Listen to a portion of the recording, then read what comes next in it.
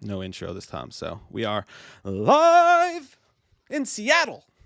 We're not in Seattle. That's a lie. Oh, we're going to see the Supersonics. I can't wait to see Sean Kemp play. Hopefully none of his kids get sick. None of his Or 9 Gary kids. Payton. Gary Payton's a hero of mine, too. Hey, dude. I want NBA Jam with Sean Payton and Gary Payton, or Sean Kemp and Gary Payton all the time. NBA Jam, Supersonics, man, that was the team. That was a good team, man. How are you all doing on this fancy, fine Friday night? I almost said the F word, but we can't curse in the first minute of the show because YouTube doesn't like that. You know what's crazy, though? Is what? Is that what? Even the NBA Jams, I never remember seeing Michael Jordan ever. No, dude, he refused. It wasn't just NBA Jam. It was also NBA Live and all that shit. He didn't give them. So you in NBA Live, you would have just a dude running around with the bald head, and his name was Player. And it wasn't even as good as Jordan. Like, he didn't even have a high rating. It sucked. Yeah, I don't understand that. Yeah, I guess he thought he was too good for that. But he is Michael Jordan. So he was playing baseball. Yeah, big baseball guy. That Michael Jordan. Courtney said, "Everyone tell Mike bacon goes on a hamburger." Look, man, I was eating this Hardee's burger yesterday, and it was a steakhouse burger. And it's pretty good. The bacon on it was soft and gummy, and I just thought to myself, that's like extra calories, and I can't even taste the damn bacon. And then I started thinking about bacon on a hamburger as a whole, and I just think it's overrated. Like, I've never needed bacon to be on a hamburger before. I like when it's on the hamburger. I mean, if it's not, I don't give a shit. So I think we're past a minute now. And shit's not even a bad word. It's just the poop comes out of your butthole. You go to the doctor, they're like, what's wrong? You can't shit or you're shitting too much. It's like, oh, yeah. Hey, Yeats is a biscuit boy. How do you know about biscuit boys if this is your first time, Yeats? It gets through the grapevine. Huh? That's what we call our new viewers that have never been here before. Little biscuit boys and little biscuit girls, like when you're in church and they make the sit-in family who's never been there stand up in front of everyone. Ian Rapash, thanks for super chat of the night to Ian Rapash. Thanks, Ian. Ian. He says, Mike, what are your new tattoos? I've got, it depends on the timeline that you're looking at. I got the Death of Superman tattoo here, which is, you can't really get a good shot of it on camera. I've tried before. It doesn't work, but it's dope. I love it. It's from the cover of Death of Superman. I got an alien eating a piece of pizza that says damn the man saved the empire for Empire Records. And those are the two newest ones, but I like them. Bacon is awesome. Don't get me wrong. I'm not shitting on bacon, man. Like, I love bacon. I just think that the way it meets with the ground beef, like, it's almost unnecessary. Like, the ground beef is almost a baconish taste. Yeah, that's true. Yeah. By the way, speaking not of bacon, but really quick, happy birthday to Gary Sim. I know that it's his birthday today. I didn't get a chance. I saw it on Facebook. So happy birthday, man. I hope you have an awesome one, and you lick some liquor jello off a stripper's ass, and that's going to be the best time ever for you. The best times. I love those times. I love them. I love eating jello out of butts. Doesn't you have to be a stripper? That's the you go to school for something like that sometimes. I hope Daniel's not watching this right now and going, nope, I'm not coming on this show. He turns it on. He's like, I like eating jello out of butts. People like, no, actually, he might be like, I should have put that in my movie. There should have been a part in that movie when what's her name, when they were having sex up in the bed and she was explaining about who Michael Myers was. He's like, I just want to eat jello out of your butthole. He's like, God, that guy's crazy. He's wild. He'll do anything. Dude, by the way, Ellie, my 5-year-old's been running around and she doesn't know she's doing it, but she's directly quoting Pauly Shore. She'll go, Dad, you're a crazy boy. Oh, she hasn't seen the movie? No, she's never seen it. And it reminded me of Weasel. Weasel just. Yeah, dude, I don't know what I like, but I love Son-in-Law and all that, and Encino Man is great with Pauly Shore, but dude, I always love it. I know I got shit on a lot. Was In the Army Now. Yeah, dude, that I love that. He goes, look what he goes, see how much money I'm saving. He goes, is that a new suit? It must be. It goes, is it? Oh, it's JC Penney. But at least you wear it well. Dude, that reminds me of the time I met the Boston Celtics in the 90s at a preseason game. Me and Cody went in the hotel afterwards. And the whole Celtics team was there, and Antoine Walker was there. He was a huge dick. He wouldn't even look at it. We're like little tiny kids at this point. He's like, no autographs. But like Calbert Cheney, Walter McCarty, they were all there. Paul Pierce was there, and he was making fun of one of the other players. He's like, the dude walked out in a suit, and Paul Pierce was like, man, what's this suit? Where'd you get this from? J.C. Penney? Damn. He's like, you an NBA player. Get some better shit. At least you wear it well, sir. Yeah, I remember you all telling me about that. Yeah, that was a wild. I still got the autographs, man. But we got a huge show for you tonight. Before we get into the super chats, in the first hour of the show, we're going to be reacting live to the Conjuring 3 trailer. The Devil Made Me Do It. Never seen it before, obviously, because it's going to be a reaction. That's going to be in the first hour of the show. We're going to take a break, and then we're going to have Daniel Farrands, the writer of Halloween 6, The Curse of Michael Myers, the director of Never Sleep Again, The Elm Street Legacy, the director of Crystal Lake Memories, and the director and producer and writer of a whole bunch of shit. We're psyched to have him on. It's going to be fun. We never talked to him before. It's going to be a good time. So it's going to be fun. And then in the final hour of the show, we will do a spoiler-free review of Mortal Kombat. I liked it. I liked it. I thought it was pretty good. Yeah, it's pretty good. We'll talk about it later, but I feel like our ratings are going to be different. It might be. How come you catch him, but not me? You're not Tanaka.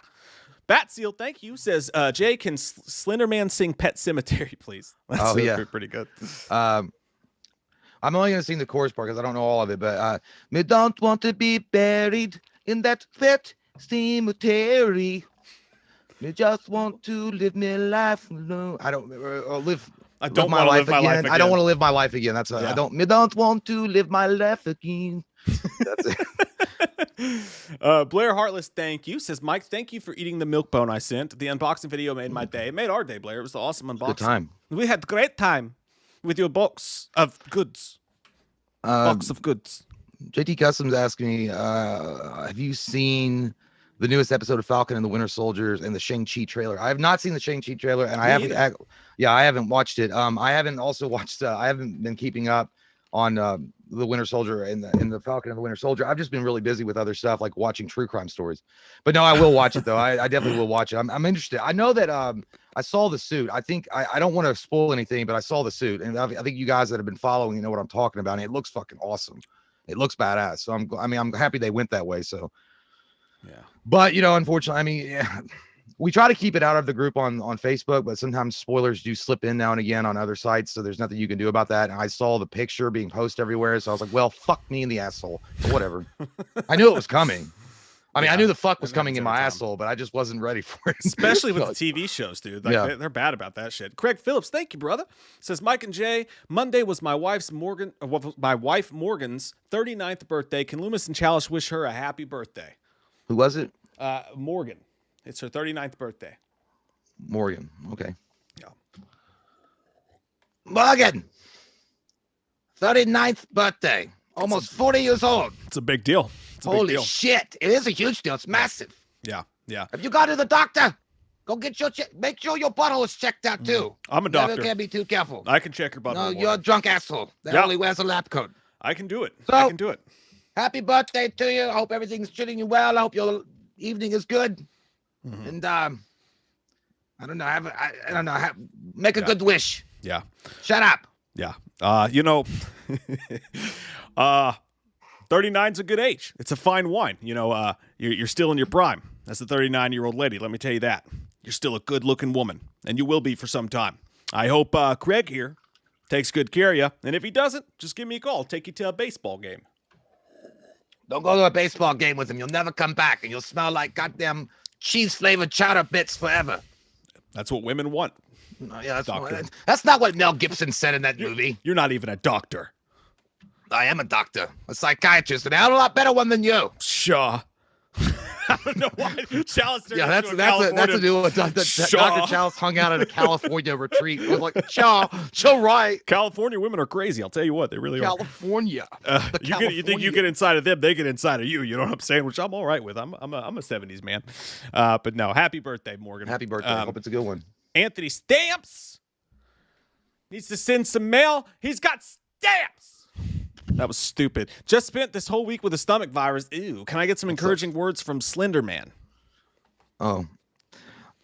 Yeah. Me sorry that your tummy has been so upset. That's not good at all. And we hope that you have gone to store like the Rite Aid or CVS or Walgreens, whatever your nearest pharmacy is, and purchase yourself some Pepto-Bismol.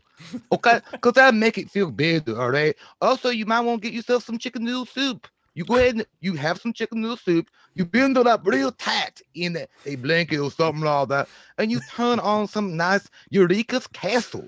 And you watch that. You'll be ready to go lickety-split in no time. I hope you feel better and take care of yourself. He said lickety split. Hey, what if he got sick because he ate Jimmy John's, though? That's probably what happened. The Jimmy John's is the devil, so it is very possible. Thank you, Ian Rapash. Thank you, Christopher Gomez. Appreciate that, fellas. P. Rich, thank you. Says, who would win out of a mullet competition? Billy Ray Cyrus, Jean-Claude Van Damme from Hard Target, or Joe Dirt? That's Jean-Claude Van Damme any day of the week. I know, like, Joe Dirt's got a great one. Billy Cyrus has a great one. But Jean-Claude Van Damme, it was like flowy and wet and curled. That motherfucker was bulletproof. Yeah, and when he and did he also roundhouses, punched the snake out. Flowed in the wind. Yeah, it's got to be. I don't know, man. Joe Dirt, man, he got a few places. He might hang in. I don't know. He's a sneaky little fuck. I don't know. Yeah, but I think Jean-Claude wins that one hands down. Like, he probably wore it the best. I mean, Jean-Claude would rock. I mean, he had the body, he had the look, he had the ruggedness to it. Billy Ray, I liked back in the day when Billy Ray Cyrus came out with the heart, don't break my fart, my achy breaky fart. Yeah, it was all right. I mean, it was fine. But the thing about him, dude, I found out what an asshole he is, and I was just like, yeah, fuck him. Billy Ray Cyrus I'm not saying I asshole? loved him or anything. I followed him or whatever. You don't say that. Yeah, he was really, he was a big prick. Really? A huge prick. Yeah, I've been spending a lot of time on Reddit lately, and I type in weird things like, which celebrity is the meanest encounter you've ever had? And Billy Ray was up there. They're like, yeah, I used to think he was so sweet until my dad told me about meeting him, and he was such a like egotistical asshole. I'm like, oh, that sounds familiar. It kind of, that guy that rhymes with moron, but Moran. Dude, I literally is pulling this up on my phone right now because I got a message about him. Wade Dillon, shout out to Wade Dillon. Thanks for sending me this, man. The whole Tony Moran thing that happened. We did realize that he was booked at our local Scarefest that's coming up, which we'll see if that stays true. But the Houston Horror Festival, man. Let me see if I can show this. Make sure there's nothing incriminating here. The Houston Horror Festival posted, "It is with our sincere regret that we have to inform you that Tony Moran will unfortunately no longer be attending our event. As always, we got you covered with a replacement guest who we'll be announcing later today. All Tony Moran photo ops will be refunded." Dude, do you know who they replaced Tony Moran with? Nick Castle. Nope. In the ultimate fucking straight up like slap in the face. Tyler Mane? That's awesome. Now who's the cocksucker? Now who's the cocksucker? Oh man, bravo. Karma is a bitch, isn't it? It comes around and takes a big old bite out of your wing wall, just like a graboid from Trimmers. That shit's got nuts in it. You get what you get, man. I mean, if you say what he said and you're gonna act like an asshole, you're free to say it for sure, but you're gonna have to pay the piper when it comes up, and he had to pay the piper. There was no way he was gonna get away with that shit, especially with gaining traction and making its way through the Halloween ranks. We'll see how it goes with the local one here. I don't know. And again, I'd love for the guy to come out and make amends somehow and then get his career back on track, but we'll see what he does. It makes me wonder though, if he has any kind of, if Tyler Mane is there and they get him to do a guest speaking or anything like that, somebody will bring it up. That they're going to ask him direct. They're going to be like, what do you think of, him calling, Tony Moran calling you his cocksucker and his bitch, even though I heard he's a really nice guy in other interviews. Huh? I mean, I've heard that all day too. Yeah, I've heard that shit too. You know what Tyler Mane's gonna say? He's like, that guy's not good enough to suck on my butt hair, so I don't have any fucking comments about it. Yeah, dude. But that's what's gonna happen. So I've heard that too. They've said, but he was talking earlier about how he felt at first about fans, not how he feels now. And I'm like, okay, what do you have to say about him saying that JLC fucked every guy in the room? What do you have to say about what he said about John Carpenter beating Deborah Hill? What do you have to say about him calling Tyler Mane a cocksucker? What do you have to say about all the other shit that he said, disparaging the people on the movie? And don't get me wrong, I'm not offended by it personally. I could give a shit less what a guy who lucky enough to show his face in a movie for a couple seconds thinks about Halloween fans. I don't give a fuck. I hear worse than that about myself every day in email and YouTube comments. Not fucking butthurt over here. But as far as butthurt for the Halloween fans that paid for his autograph, yeah, I am. That's what we were talking about in that video. The main thing about that guy is he had literally zero respect at all for anybody that was standing in line to get his autograph, and just complete utter disrespect that he was like spitting in your fucking face. Yeah. And he's in a room calling you fat nerds or whatever the hell, the FAG word and everything else. And he didn't give a shit. Like he was like allowed to be like that level of fucking totem pole prick.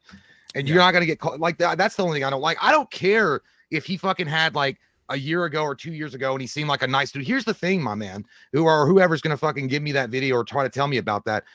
he's not going to say it to your fucking face because he's also a ballless coward. If you're standing in front of him at a convention floor and he's not going to be calling you an FAG or a fat nerd that wants his autograph. You know why? Because that bitch needs his fucking money so that he can pay off his child support and support a hooker that he's going to get later that evening. That's why he won't do it. And so I don't want to hear that shit, dude. And look, I mean, I understand you could have had a bad day. We explained that too. But the guy never came out one time. Has he come out one time and sincerely apologized for shit? No, he hasn't. Nope. Not yet. And you know what? Not just that, but everybody can have a bad day, like you said. But these aren't the only videos either. I have multiple accounts from people who have told me that this is, everybody knows this. Everybody in the industry on the convention circuit all know this about him. He does this every time. He does this all the time. So yeah, a couple of fans, the sun shines on a dog's ass every once in a while. He may have been nice to some people just because he was you can do so. I can murder somebody and then be really nice to somebody the next day and be like, oh, he was nice to me. This can't be true. No, it can. You know what I'm saying? Like, and there's video proof of it. There is video evidence of him using the slurs that he was using and saying the things that he was saying. So just because he was nice to people at a convention, that doesn't mean none of that shit ever happened, especially when we've seen it with our own two eyes. So yeah, you piss on my head and tell me it's raining.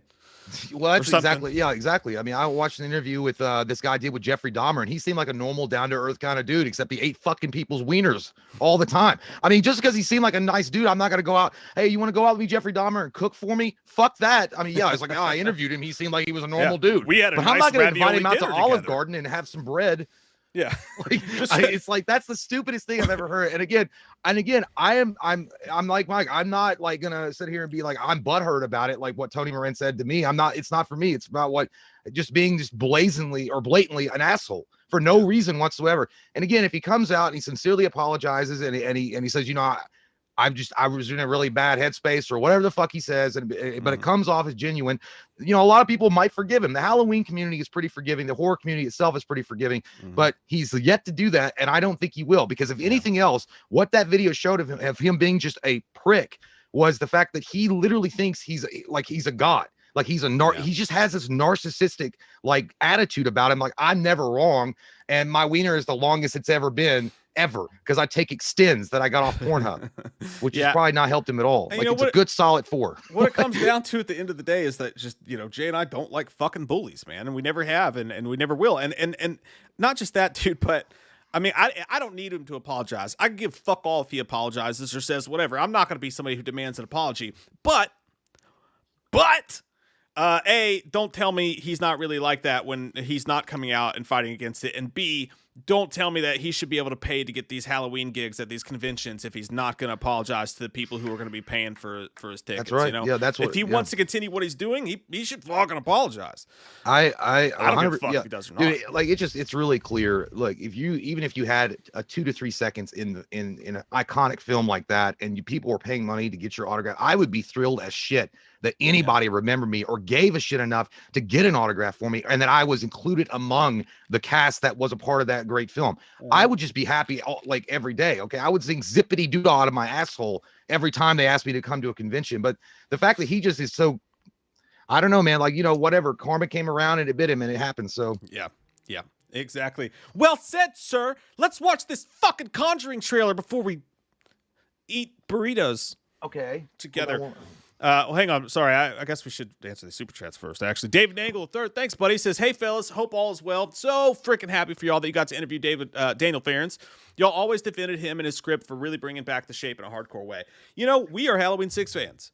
For all of its flaws, we are, and we're really fucking pumped to talk to Daniel, man. I'm psyched. Oh, and just so you guys know, it's not going to be a video interview where he lives. The video is really fucked up and choppy, so it has to be an audio interview. I just want to say that beforehand, so everybody's like, "What the fuck is he?" Yeah. It will be an audio interview, but hey, what matters is the words, man. You listening to Jimmy, but you ain't hearing Jimmy. Faux show. And then afterwards, we're gonna go play on Sunset Boulevard with Wesley Snipes and Woody Harrelson. We going to Sizzler. Cody Buchanan, thanks, buddy. Says, what was your first movie you guys watched in theaters? Mine was 1993 Jurassic Park. I'm actually in the process of a writing project about movie theater experiences, and I actually realized something about myself. For years when I was asked that question, I said The Lion King, until I realized it was not The Lion King at all, dude. It was fucking Robin Hood, Prince of Thieves was the first movie I ever saw in a movie theater. That's a good one. Yeah, it was That's a badass movie, actually. It was and then crazy. you walked out and you're like, I need a girlfriend so I can sing to her. Please forgive me. No, not what I do. That's probably what Tony Moran should say. That's what he should say. He should play Bryan Adams over his apology video. I don't honestly, I can't think of I really cannot think of my first movie that I went and seen in the theater. One of the earliest memories I can honestly remember seeing was White Man Can't Jump. I went with my uncle, and I know when that came out, 1992, because my uncle told me to act like I was 16 so he could get me in. I was like, I was young, and I was like, yeah, all right, because I was like 8. I don't even remember. It was up there, but Mark acts like he just act like 16. So I was like, all right, I don't know how that's gonna work, because I mean I'm the smallest 16-year-old they'll ever see, but I got in, man, and that was some good shit. He just told me to cover my eyes when they were doing the sex stuff, but it was still oh good. yeah, because she shows her tits in that movie. Yeah, but I still looked at it. Foods that start with the letter Q. I was like, those boobies are nice. I had an interaction with my wife a couple weeks ago like that. I was like, how you doing today? And she texted me. She was like, I'm really hungry. I was like, eat. And she's like, thanks for your fucking compassion, asshole. And I was like, she's like, I want you to sympathize with me. I don't want you to bring me water, Billy. I want you to sympathize with my thirst. And she was like, what the fuck are you talking about? I was like, don't worry about it. I'm sorry. If I'd been Billy, I'd probably have left her. I couldn't do it. Yeah, she was nuts. Too much. Gypsy Warrior says, Slenderman roast Tony Moran, please. I don't know that. So you don't like Halloween things, Tony Moran? Or is it nerd own? Because you have to like Moran out there. What you doing? Going around yelling at people and saying all sorts of bad things and say, you know what? Me don't like you. Well, me don't like you first, Tony Moran. Don't like it at all. And me is not going to invite you out for me birthday party at the Subway Farmers shop. You just don't invite it. You know what you gonna do? You gonna be all alone in your house. And you gonna be looking at the wall. You be like, why don't me no have no friends no more? It's because you so mean-faced. You idiot. Don't be idiot. If you idiot, people won't come around. You have to be happy for people to be around you, all right? And be so, you want me autograph? You have me autograph. You want picture? Of course you can have me picture. Thank you so much. But you did not do that. You acted childish. And now you have to live with that. You think about your problem. We hope you come back from it, Tony Moran. That was good. That was really good. Ollie Rock said, me don't like you at all. Hey, Kate. Can I see your phone? All right, we're gonna react to The Conjuring 3. The devil made me do it. He made me shit my pants. He did. That devil will get you. That's called Taco Bell. The devil made me shit my pants. Did the devil make me do it while drinking my juice in South Central? Oh, I only get one. No, I don't need them both. While drinking my juice in the hood. You drink your juice in the hood? Woo-wee. You going crazy. What the fuck's that thumbnail look like? That looks stupid. Okay. Hold on, let me. We're gonna say something. No, this one's okay. Well, no, this one's not very good. It's got to be the Warner Brothers one with like 3.3 million views. Yeah, I got it. It's up to 3.7 now. Ooh, you good. All right, so The Conjuring 3, The Devil Made Me Do It trailer came out. We're getting ready to watch it live with you guys for the first times. And yes, Bacater, the Warrens were liars. In real life, they were full of poopy donks. I heard about that. That's a whole different story, though. Yeah, that's a lot of research it takes to get into that one. I never done it myself. I just heard the bare. I still don't want to fuck with that Annabelle doll, though. I don't want to go into their museum and fuck with that. I'm not saying all the shit they investigated wasn't real, but they were pretty full of poopy. Yeah, but dude, like I would never in a million years, even if I 100% believe they were full of shit, would want to have that Annabelle doll like in my collection. None of it. I don't want to. I'm not that I collect dolls. Dolls are for children, lady. I'm old man, except for when I come to comic books or action figures, but they're collectible action figures. But no dolls. And Barbara Streisand. I love me some Whitney Houston. But no, so The Conjuring, The Devil Made Me Do It official trailer. We're gonna say suck and fuck, touch, and press play. Is you ready? Yep. Okay, sucking, fucking, and touching. Here we go. Hey, look, it's the man in black. Oh. Hey. You okay there? Do I look okay? I think I hurt someone. This is Ed Warren, here with Lorraine. All right, let's get started. Residents of Brookfield were shocked this afternoon by the broad daylight murder of Bruno Sauls. The court accepts the existence of God every time a witness swears to tell the truth. I think it's about time they accept the existence of the devil. Good looking dude. Whatever is going on, whatever happened that day. Buy water beds these days. Ew, did you see that fucking face? I don't like that. It's a witch's totem. We think your family was cursed. And that What gave it away? Still open. What the fuck? Oh! I'm only interested in reality. Woo-wee, water beds are dangerous. But I can see things that your people can't.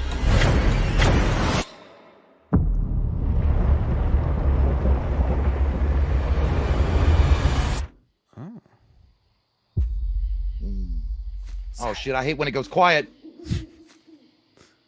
Dude, why? They gotta do the footsteps in the dark. Oh, that's Something terrible happened here. what the fuck? Dude, there was a herky jerk. I've seen The it. master Satanist is not an adversary to be taken lightly. She's doing it again. How much longer is this fucking trailer hurt? She's reaching out to the darkness. Whoa! Lorraine, That's some Chris Angel mindfuck shit. is saving him worth everything you have? Because that's what it may very well cost you. Don't fall! Don't fucking fall! Lorraine? Oh, you're not gonna fall. She's gonna fall. She's going down! Hey! Why the fuck did Walk come alive? This is some Doctor Strange shit. Man, that looked good. Dude, I'm telling you. That I'm not good. interested. No, it looked terrible. No, it actually looked fucking horrifying. I want to see that. And honestly, like, I do not get jacked to the tits about the Conjuring films. They just don't scare me. Like they seem to people who have more fun with them. Even the first one doesn't really scare me. I don't know. I feel too safe. I just feel too safe when I watch. Dude, this I felt like movies. that rice and red bean that I was eating earlier came up. Red beans and rice didn't miss her. Yeah, it fucking hurt. No, dude. The one thing about it that I was like, I didn't like at all was that fucking I am the backwards man moment where Like she was like doing the crab walk can. after, and her eyes were like, oh, I don't like that shit at all. Like, I don't know why they got to put shit like that in the film. Like, I mean, it's already scary enough. The premise is going to scare me, but I don't need that extra shit. That layer is not needed on the birthday cake. Thank you so much. I'm just fascinated with I don't know why I'm fascinated with the Amityville thing. I've seen, so many movies about it, everything about it, but it's still, it's a fascinating thing. So I'm interested because of that. And they're obviously throwing their Hollywood crazy horror shit on top of that. So that could be good. I'm more excited for this movie definitely than I was for the second one, because they were in London and like that dude with his fucking chair. That one didn't scare me and it was too long, but I was always interested to see what they're going to do with it, just because they're going to have more Ed and Lorraine Warren in it. I love what's her name? Vera Farmiga. Woo, woo, woo. Yeah, and I buddy. also love, and fuck, I can't, Patrick Ewing. Patrick Bateman. I love Patrick Bateman. Patrick Ewing's cousin. Yeah, that's it. They look just alike. Mm-hmm. No, I love, what's his name? What is his name? Patrick Wilson. He's great. I love Patrick Wilson too. So, I mean, it looks good, man. It looks solid. It looks it looks like it's going to be super thrill inducing. Now, the weird thing is, I wonder if they showed everything. They showed their best scares. There was a lot. Looked like a lot was in there. It was a 2-minute 36 seconds trailer, and there was a shit ton in there. Hey, look, if you guys are interested, by the way, in the Amityville thing, the story that's going on beyond there, and you haven't seen this movie, or at least haven't watched it since it first came out because it got a bad rap, watch the fucking Amityville horror remake with Ryan Reynolds. That had some good shit in it, man. That had some really good shit in it. It's one of the more solid. It's one of the more solid remakes that came out. I always put it up there, like that one, and I think the best, one of the best remakes I've ever seen is Texas Chainsaw Massacre remake with Jessica Hot Ass Biel. Yeah, that was the best. That's probably the best. And then then maybe without the first 30 minutes, the Rob Zombie's Halloween. Yeah. That was that. It was. I mean, I just think it's underrated as shit, and like it's part of what sparked my interest in the Amityville here. Daniel Farrands, the guy we're talking to tonight, he directed a movie about Amityville. There's a ton of movies out there about it, and this will be just another one. But it's got the Conjuring and the Warner Brothers backing.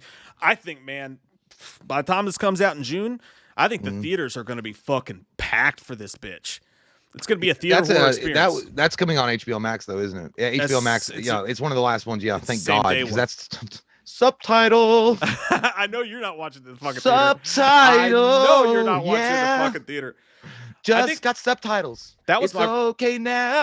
that was. You probably could fucking love it. But I love it. I'm gonna go to the theater to see it. That's probably why I didn't love the first Conjuring though. I'm talking shit about the movie. It's probably my own fault because when we went to see that, we had way too many cervezas because you were scared and you didn't want to be scared, so you were drinking, and I'm just like a fucking idiot. So I'm just gonna do what you're doing, and we're both drinking way too much, and I'm like, I don't even remember the goddamn movie. I remember it or not. Like, dude, here's the thing. I could get like Gary Busey fucking drunk and forget my own name, and it doesn't matter if I go see a movie like that. It blasts me with like hot hellfire and burns away all the alcohols. It still gets in my soul. Then why, when we used to go to movie tavern, if it was a scary movie, you'll be like, I have 2 pitchers, please? Because I would try to get drunk as quick as I could, but I knew it was futile. You look like the dude from fucking Men in Black with the sugar water. You're like, beer, sugar, water. Yeah. Well, we both kept drinking it. Well, that's just because, I didn't have. I know, but I had to do it because it's too. But it didn't matter because at the end of the day, it still fucking burned away my fucking drunkenness. Because we went to, this will tell you how bad it is. Okay, along when Evil Dead the remake was coming out, we were gonna go to a theater that didn't serve alcohol, so we had to stop and get a 6-pack of beer so I could drain that motherfucker real quick in the back seat. I wasn't driving, so I could drain that shit really fast before we went into the movie theater, so I could get a little fucking buzz on and be less scared. But it doesn't make a difference because once the action really starts hitting, it's over. Like, I get into because it just pulls me the fuck in. It pulls me out of my drunkenness. It's like Jesus coming and saying, Lazarus, get up and walk. It's like shit.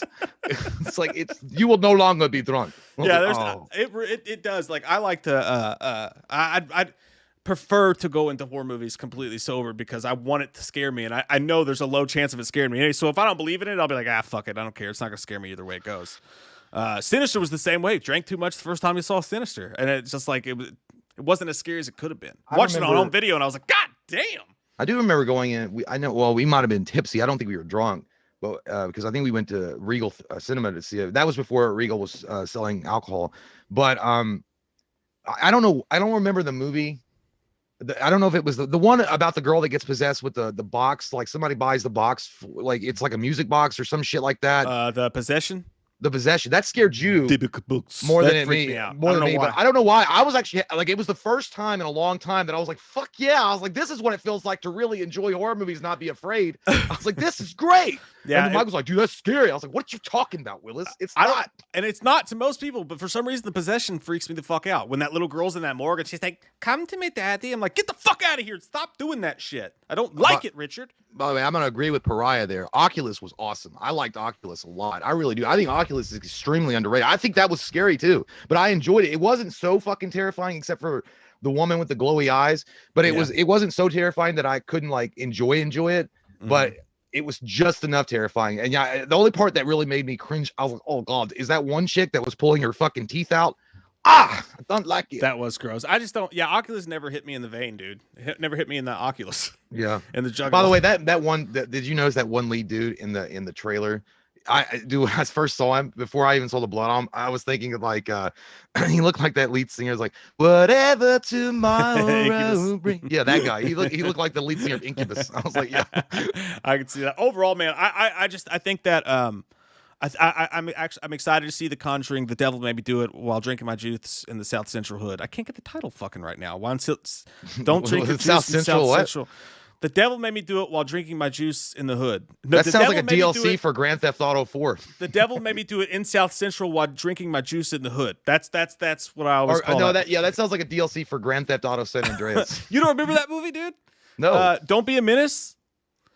Yeah, you do. That's what he's like. Break yourself. I know. Don't Be a Menace, but you're talking about that was the full title of the movie. Was it? Yeah, it was actually. Oh shit, I didn't know that. That was the whole title. It's like, you ever seen the soap suds fall down the crack of another man's ass? Yeah, that was a great movie. I just didn't know it had I just thought it was Don't Be a Menace. Yeah, no, it had a long ass name. But no, I'm excited about The Conjuring. I hope it's really good. The Conjuring universe as a whole, for me, they're like the definition of popcorn horror. You go to the theater on Friday night. It's fun to hear people scream. They're pretty empty jump scares for the most part. They never really stick with me at all. And I could just they're like little rides. And sometimes they're good rides and sometimes they're fucking boring rides. But they never really stick into my soul. But I'm actually excited about this one because of the Amityville shit. It's weird, man, because I feel like the Conjuring is the opposite. I've always felt like someone like Paranormal Activity or even Insidious is more popcorn horror movies than anything else. Because Insidious, I just never got like, because that motherfucking demon looked like Darth Maul. Like he just looked like, I mean, it was scary. And by the way, when the Insidious thing comes up and it's like that music and the way that the lettering looks is amazing. But I never thought it, like, I never got on with it being as scary as it was. And I think Paranormal Activity was overrated as shit, especially when Paranormal Activity 1 came out. Everybody was talking about like the story that Steven Spielberg put it in a garbage bag and had to put it away from him because he thought shit in his house was moving. I was like, all right, man, this is great marketing, but I know that's bullshit. Okay. Steven Spielberg made fucking E.T. and he wasn't scared.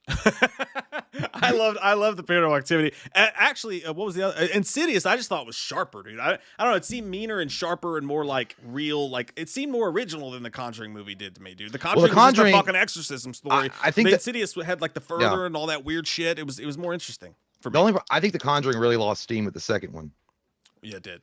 Even though it was cool that they introduced Valak, but I didn't, it didn't have Patrick Wilson in it, and it didn't have Vera Hot Pants in it. I feel like that it just suffered. I feel like that movie was a little bit too boring.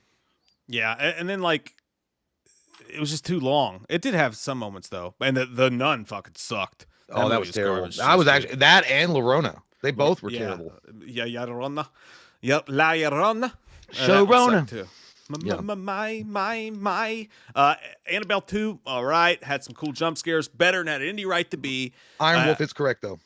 What? That they made bank on $15,000. Yeah, the creators of Paranormal Activity were all. It's the same thing with Blair Witch. I mean, that was amazing. That's the dream for anybody, right? To take a low ass budget kind of an idea and make millions and millions of dollars off it. Yeah, you're absolutely right. For them, that's badass. Like, I'm not like saying that it's a shitty movie. I'm just saying I think it was overhyped. Yeah. I mean, even though I liked it and it scared me and freaked me out, and I watched it at home on a computer, but it still freaked me out. I would agree that it was overhyped. But that's kind of fun, right? When they do that, a movie that was really fucking hyped up that nobody really remembers the hype about was Hostel.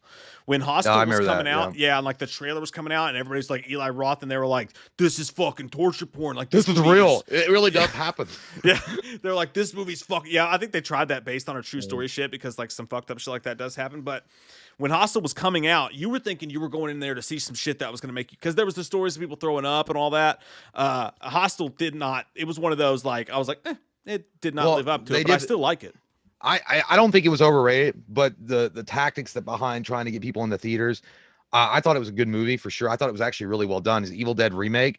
But when they were saying people had to be willed out because they were passing out and they were going to the hospital from the fright, that's what really got me. Is like, hey guys, we got to stop at Rite Aid so I can get a 6-pack of beer because I am not passing out in this dirty ass movie theater. But it turned out it wasn't like that. It was just a good solid horror flick, and but these are all tactics, man. They do it to every like big giant horror movie that's getting ready to come out, the bloodiest of all time.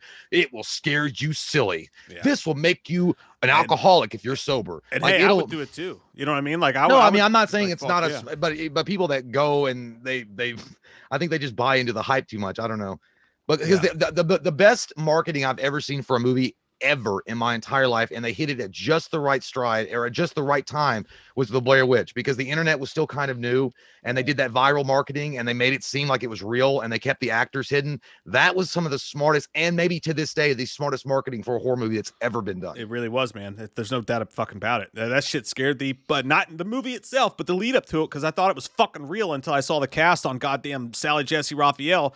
I was scared, dude. Deeply fucking scared of the Blair Witch thing because I saw the sci-fi show and I thought it was fucking real. Yeah. The movie, and then I saw the movie and I was like, "Fuck this piece of shit." But now I respect it for what they did. What was it? Blair Witch. For what? Blair Witch. Blair Witch. Yeah, I thought you were. Yeah. I was talking about. I thought you were talking about Hostel still.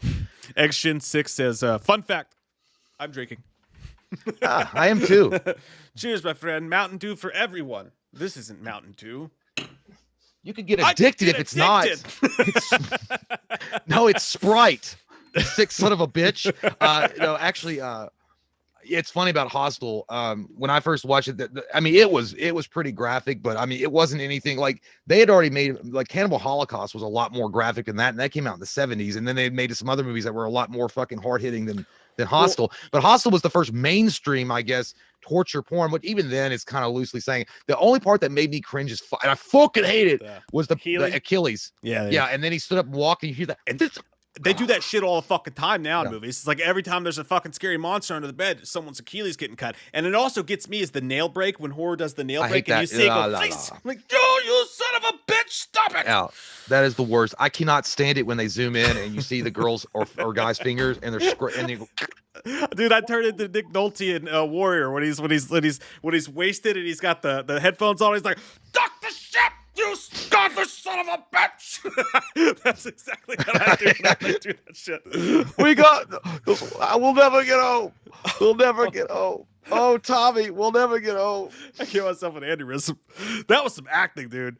Nick Nolte in that scene. Dude, I've always said Nick Nolte deserved an Oscar, and that movie got completely ignored by everybody. It seemed like I rented that on a fucking whim, dude, because it was cool that it was about brothers that fought in the UFC cage, and Nick Nolte was in it. I could not believe how badass that movie was, and the fact that literally nobody talked about it, as far as like. I think the movie should have at least been up for a possible best flick of the year, and then Nick Nolte should have definitely got an Academy Award for that. No doubt about it, dude. Yeah, dude, he's standing there in that fucking robe. He like slams the door in his face. You godless son of a bitch! His I like how face is red. You know, he's like breathing really hard. He's like, "Stop the ship!" And then Tom Hardy's like this. Tom Hardy's like. Well, you fucking cup. You and your fucking cup. Dude, I just watched. I started watching Lawless. Was you in the call? That's what he did to his brother, dude. He said his brother's like, "Hey, this is my wife. This is my little girl." He walked out on that beach and he was like, "You was in the call? I didn't know you was in the call." Yeah, dude, that motherfucker wanted to fight. I was like, "Oh shit, he's a beach fucking. He's a land shark." Dude, I tell you what, Nick. That's why Tom Hardy. Dude, I actually watched. I haven't watched that in a bit, but I did watch Lawless last night. I love him in Lawless. Lawless is actually a really good movie. Shia LaBeouf is really good in that too. Yeah. And then I watched which I never got. Dude, I swear I watched it last night and I was like trying to watch it. I was like, I was gonna look and see what everybody was talking about, like it was a feminist agenda movie. I watched Fury Road again. Mad Max. Yeah, I just don't get it. I just never. I watched it again, and I'm going in thinking of the same thoughts, and I don't see it at all. I'm like, it's just it's centered on Furiosa or whatever her name is. Yeah. But Tom Hardy's doing badass. Yeah. As Mad Max. Just say it with me for the fucking cheap seats in the back. I think I did two different things there, but anyways. Just because a woman is strong and badass in a movie, it doesn't make it fucking woke. Women have been badass in movies for since the beginning of time. Well, no, that's not true. Well, since the beginning of women being allowed to be in movies, they've had badasses in movies. The problem is when the movie's not even out yet and they're like, man, we've got something that's going to show how powerful women are. It's going to show how powerful women are. And they do that for 20 minutes. And then they're like, by the way, the title of the movie is like, it precedes the movie itself. If you have a movie like that where the lead chick is just a fucking badass killer shark, it works. Yeah, there's so obvious films that are trying to push their agenda that, I mean, they don't even try to hide it anymore. Like, it's just in your face. It's like, hey, do you like this floppy pink wiener? Because it's going in your butt. Like, example would be Ghostbusters 2016. Take it, Richard. Ghostbusters 2016 made no apologies for what they were trying to make, and there was an agenda in all that shit, and that's why it fucking flopped. But I watched literally Mad Max Fury Road is just a solid ass Mad Max movie. I mean, I had no problems with her. By the way, I still wanted to do Charlize Theron, even with all that weird shit in her face. Like, I don't care. And Tom Hardy too.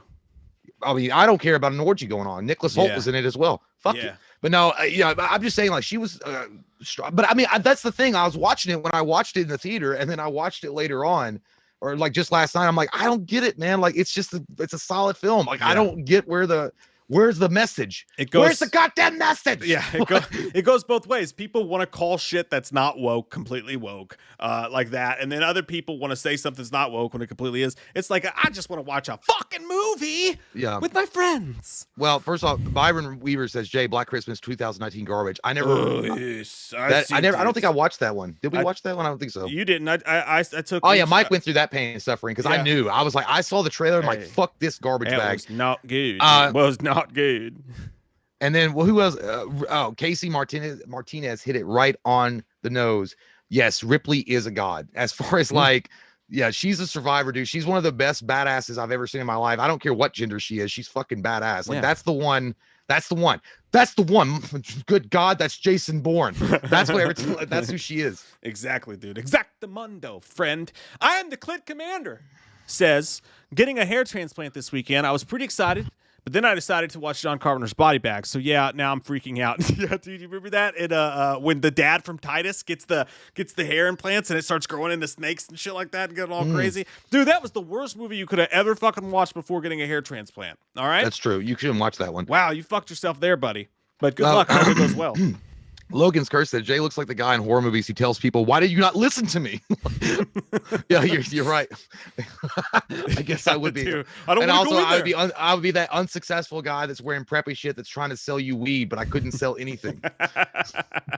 Gypsy Warrior says, "Are theatrical cuts always worse in general?" No. Rob Zombie's Halloween. Yeah, that's true. That actually was improved. Yes, when you take out an egregious, over-the-top rape scene that adds nothing to the film, because it's just a rape fetish. Take that out of the director's cut. Sounds like Tommy Two Times over here. Get the paper. Put the movie in there. Take that out. Put the movie in. The theatrical cut's better. So it has happened. Yeah, and yeah, I don't know. Yeah, there have been. It's always good to see the actual director's vision. Like, I think one of the best case in point here is Zack Snyder's Justice League, which is heads and tails above what the theatrical cut was. But it's a rarity, I think, more than anything else. But it does happen. I mean, but I don't. I'm kind of torn on it because it's one of those things. Like, I would love just to see the unadulterated version of that particular writer or director's vision for the film rather than studio interference. But then sometimes the studios make the right choice and they do cut out unnecessary fat and get you right into the action. Miss Jackson. Bring the action. Yeah, exactly, dude. I totally agree. And Sean Davis is a person I agree with too, his pantsless wonderment. He says, "Sup, drunks? No pants, no Pepsi. I can't live without Pepsi. I'm about to watch Mortal Kombat and then maybe take a dump. Just keeping you informed." Hey, you wait till this fucking stream's over before you take a shit. Yeah, Sean, you wait up. Unless you're watching us right on your phone while you're taking a dump, and right before you pinch one off, you send a super chat, or you just say in the chat, you go, "Oh." Like, I just pinched one off. I want to know all the details. Hey, you can't watch Mortal Kombat while you're taking a shit. You can watch us while you take a shit, and it'll probably help. But then again, if you watch Mortal Kombat while you're taking a dump, I mean, that music kind of helps you get one out. That's true too. But you're fighting a battle. Wait till the stream's over. At least leave your phone on so we can pretend. You might have one of them shits that look like Gorgo coming out with 4 arms. Oh, I gotta talk about Goro, by the way. 331 people in here. Give yourselves a hand. Touch yourself in your nether regions, and then click the fucking like button, because that shit apparently helps a whole lot, and we really do appreciate it. It just takes a click, Jim. If there's not 331 goddamn fucking likes on the bottom of this video when I'm done, I'm not gonna do a goddamn thing about it, because I can't, and I wouldn't want to anyway. It's okay, Thor. I'm not upset. You're upset. Oh, he came in just in time as you were screaming into the microphone.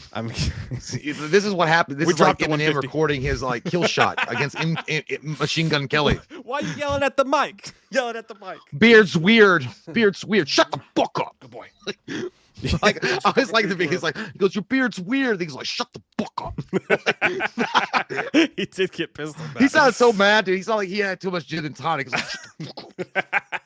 Stephen Crow says, "Drunk off the Michelobes. Forgot y'all was streaming. Great surprise. Hell yeah!" Thanks, man. I'm glad that you're enjoying the Michelobes. I'm glad you're drinking that Mick. That's some good shit. And I hope you have a great night. We're going to have a great night. But right now, we're going to get to the break portion of the show where we relieve our bladders, we have a moment to ourselves, and then we come back. And when we come back, we're going to have Daniel Farrands, writer of H6, on the show, and it's going to be amazing. So don't go anywhere, Dad. So are we going to still see each other and just not him? Yeah, we'll see each other and not him, but we'll have his picture there. I'm going to put a little ghost picture in the there darkness, so we can pretend that we're talking to him. Edward Santiago says, "Would you, with Melina from the new MK film? Would you? I would." Yeah. Period. The two. Which one was she at the size? She was the mouth. She was the mouth. Yeah, the mouth. No. No. You wouldn't? No. Yeah. Gross. You just put it's like, you know what? I look at it like in Scary Movie 2, that, Smokey fucked that like crazy ass looking girl and he put a bag over her head. He's like, don't take the mask off. Don't fuck it up. Don't fuck it up. That's what I do. That's all you got to do, because her body was banging. Oh, yeah. I don't give a shit. Look, if it was in Outworld and everything's all dusty and nasty, it looks like a Winn-Dixie parking lot, and that's the best ass you gonna get. Yeah, okay. That's all right. Because otherwise, you're gonna get what? The Tara. Think of all the things Goro can do to you with those 6 arms, bro. And he's got the thick fingers too. Well, he's got 4 arms. You grab that fucking ponytail. You're a nerd. He's got 4 arms. And then second off, yeah. Oh, less fingers too, but they're big fingers. Yeah, but second off, I don't want. First off, he's probably got like a goddamn mountainous wiener that you're gonna be the bottom, and he's gonna stick it right in, and it's gonna come out right through your tonsils. Oh, I don't want that. That's Big Bubba love. That ain't no fucking like for that. All right, we'll be right back, guys. Got a video to play while we're gone though, and when we come back, don't go anywhere because we got Daniel Farrands, age 6. Okay. Bum bum bum bum bum bum bum bum. What the fuck is? There it goes. Is your plan?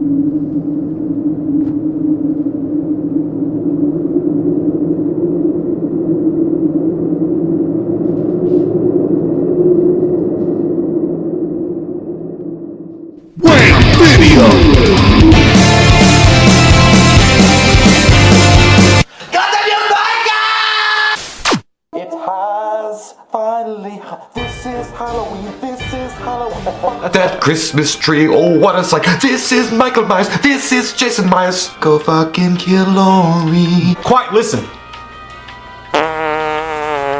Death is in the ass shaft. It's time to pay, Mac. It's time to fucking pay. It's time to stop now, Mac. My name is Dave, and I've been standing here for 5 minutes. Will you please check me out? Fuck! God damn it! You guys ever had to ice your balls because you've been doing it so much? That's how I feel right now. Never happens to me. You know what? Forget it. I'm out of here. Now I am the master. Bruce Leroy. Oh shit, dude, that was fucking. You thought the first. This one. That was fucking better than. You know what? Yes. In the Godzilla trailer, when Godzilla breathes out blue fire, like that's how I feel right now. And then when out of his dick, Tywin Lannister's like, yeah, long live the king. Oh my fuck. Yeah, I felt like I just got shot while I was on the toilet, so that was a good reference. It was kind of perfect. Yeah. It was kind of fucking perfect. It's like if WCW was bringing back Monday Nitro. I feel like I'm watching Monday Nitro. It was so fucking. And Sting is in the goddamn Raptors. He's gonna take down the Outsiders.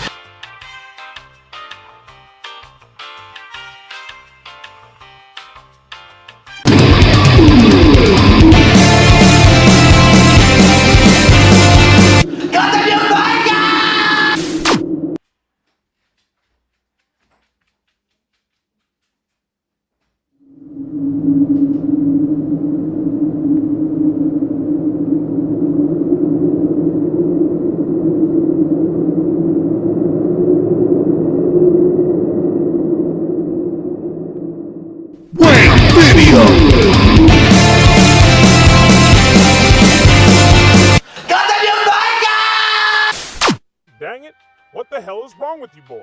I've asked you 4 times to find me a damn copy of Ice Age 11 for my daughter. Now tell me, who the hell do you think you are? I'm Jay. I'm Mike. We're like fucking Iron Man, Deadpool, and some George Carlin all thrown in there, but not as talented. We're that dude out in the streets with the gold watches. We're always on the corner trying to hawk some shit. Yeah, we're like the guys that like bounce the sign up and down from Little Caesars. Like, come on, get that $5. $5 pizza. We always got hot and readies for you. You fucks! Daddy! Don't worry, sweetie. You 2 shitheads ain't heard the last of me. Whoa! Holy shit, dude. They're overcompensating like a motherfucker. I love it. I feel like CC. Finally, it has happened to me right in front of my face, and I just can't deny it. Hey, what are you doing? You didn't do any hard work today. You sat in your room What the fuck is that mask? You look like Robert Pattinson. You disgusting Nancy boy. The haircut looks great. Why don't you go back to San Francisco? What the fuck? You gonna kiss me or kill me? Yeah, you don't know. That's what I'm saying. That's creepy. Oh, I like it though. Somebody's on their period. And by the way, that guy had a shriveled ass arm, and he reminded me of the dude from Scary Movie 2. He's like, stop the shit out of it! Take my strong hand, child! Stop the shit out of it! So everybody made fun of him because he came out butt first. Well, I mean, why not? You never go ass to mouth. he was born in prison. It's like he was already used to the atmosphere.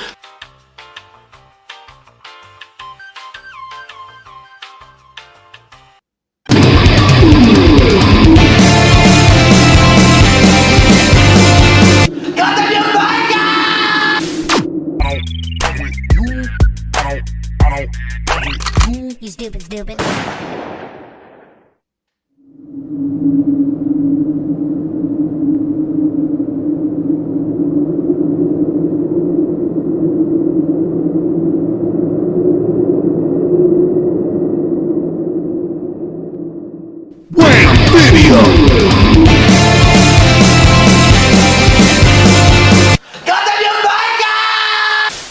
Oh God, just take a look. It's in a book.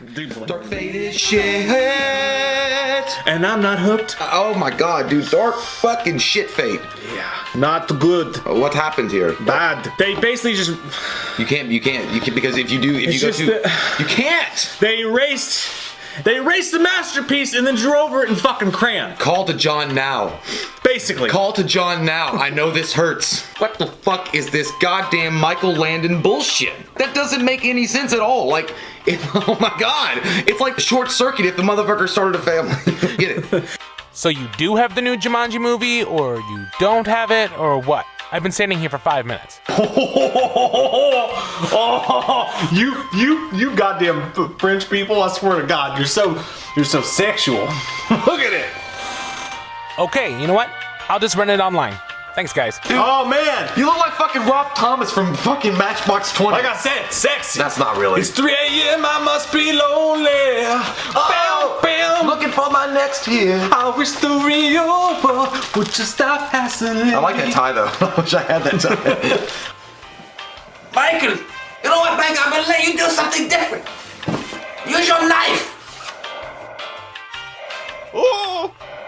Oh. Well, we fucked this shit up. God damn you, Michael! Put down the knife. Okay. Sorry about that, Steve. Michael is learning how to learn with Ginsu knives. Anyway, I don't think anything was damaged. Dr. Sleep. He puts them to sleep every time. Not just them, when I'm reading, when I'm talking to them, when I'm trying to be nice to them. But again, the action looked cool, and I was intrigued a little bit by the plot. I want to see it. I mean, I love Terminator, so I definitely want to go check it out. But they took a beloved character, an established character, and ruined the fuck out of that shit with a torpedo twisty and ripped it off. Ripped your heart out of your fucking chest. Like, I don't understand. Oh, that shit's like, funny, dude. I just saw it. I had never seen one of our videos like that. And I was like, God damn, that's like some South Park shit. This dude named Pug Jab sent these to me that he made them, and they're freaking cool as shit, man. I love them. He's a talented dude. He's talented. He made them just for the breaks, but we only use the breaks now when we have guests on. So yeah, I haven't got that's to use some funny them. shit. Yeah, dude. Awesome dude. Awesome dude. And I hope you guys enjoyed that. Any minute now, we will be joined by Daniel Farrands. We are very excited. Yes. To meet him and speak with him about Halloween 6 and all the cool shit that he's done. But, you know, dude, there's a bird in our garage. Is it Iago? That motherfucker's always been looking for his master, Jafar. Made a nest on top of the garage door opener. Oh, yeah, that always sucks because if they put babies in that, you got to get rid of it, and that's the worst. Oh, shit. Hang on one sec.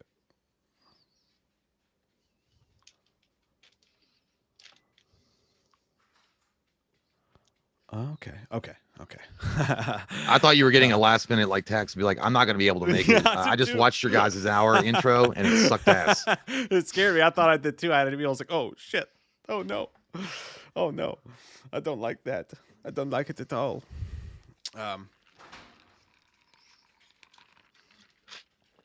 Oh. I'm excited and I can't wait to talk to Daniel Farrands. Cha. Yeah. That's the way my good. drums It's sound. gonna be awesome. They go I liked it. Cha. That's what they do. If you hear the What'd you do, Jay? I forgot to silence my phone. Gabriel and Lacron says, you guys are awesome. I love watching all your videos. Can't wait for Halloween Kills. Thanks, Gabriel. Appreciate that, man. We're fucking pumped too, dude. It's going to be an amazing movie. It's going to be an amazing night for everyone. Mm-hmm. We hope so. We hope it all goes well. Oh, yeah. Oh, yes. And what we're hoping to do is depending on how things work out and how everything's going, it would be really cool to host a screening of that. To rent out a theater and host a screening of Halloween Kills when it comes out. Oh, yeah. It would be very excited. Very. Yeah, as long as we can afford it. Yeah, I don't know. Yeah, because I'm sure that $100 bucks, like we're renting out a theater, is gone. Gotta go to Bed Bath & Beyond later. Michelle Evans, thank you very much, Michelle. We love you very much. Just want to say hello. Been kind of absent from Wham live streams groups for a while due to some shitty life events, but lots of love to you supporting from the sidelines. Hey, support. Hey, love you, Michelle. Thank you. To you, Michelle. You're fucking awesome, and thank you for that. We love you very much, and we've missed you, but we're glad to have you in there. We're glad to have you here. We're glad to have all of you guys here. She's one of those frontline warriors. I guess she's still at CVS, I think, and she's fighting the good fight and dealing with all those assholes that are addicted to those fucking pills. And you know what I'm talking about. Hey, man, look, it's Friday night. I need my oxycodones, and I got my natural light. I know it's a week early, but give it to me. Yeah, give it to me. I was like, I can't give it to you a week early, sir. It's just not allowed. I think you're just trying to keep my drugs from me so that you can raise my fucking insurance. Like, what? That doesn't even make sense. And then Jay made me leave, so I was like, fine, I'm going. Yeah, Mike was banned forever. Gankin since 89 Jones, thank you, says, it's been a long time, but I'm back, baby. Welcome back, sir. Welcome We're happy back. to have you here.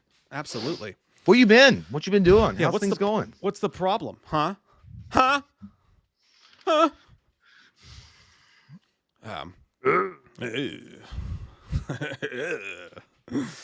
Always, like we're waiting. Yeah. And then it's kind of like, it's got nervous energy too. Cause it's like, I just want to get in there and fight him. I want to fight him, Adrian. I just want to get, not like I don't want to fight him, but you know, it's like that nervous energy. Yeah. Can't wait to talk to him. Talk to his face. Well, his voice. Maybe he's having. I was like, we want to party with you. Party with you. Let me see here. Make sure he's not having any technical difficulties. I hope we don't get stood up like that one, like really sad chick that said the prom date was gonna come pick her up, and then she's standing there in her nice dress that she rented, and there's just nobody. There's just a limo driving by, and the bullies on like out of the sunroof going, "Ha ha, loser!" You're like, oh shit. Look, we got Daniel in the waiting room right now, guys. Please welcome to We Watched a Movie, Daniel Farrands, the writer of Halloween 6, The Curse of Michael Myers, the director of Never Sleep Again, and the upcoming American Boogie Woman, and Crystal Lake Memories, and a ton of other shit. Let's give it up for Daniel fucking Farrands. I like it. Yeah. Hey, I got to put his picture on here real quick. Dan, can you hear me? Hello, hello. Hey, man. Hey. Look at me calling you Dan like I've known you for 20 years. Yeah, I was going to say, it's like you're acting like he's your golf buddy. Well, hey, what's up, Dan? I think that's my name, so feel free to use it. Works for me. You know, it's just what we do here. I'm trying to get this picture in here right. Okay, I think I got it now. Damn technology, man. We suck at it. Oh, gosh. Oh, I'm the worst. I can't get the video to work on my end, so it's just where I live right now. It's just like this really weird, like, satellite thing that it doesn't work.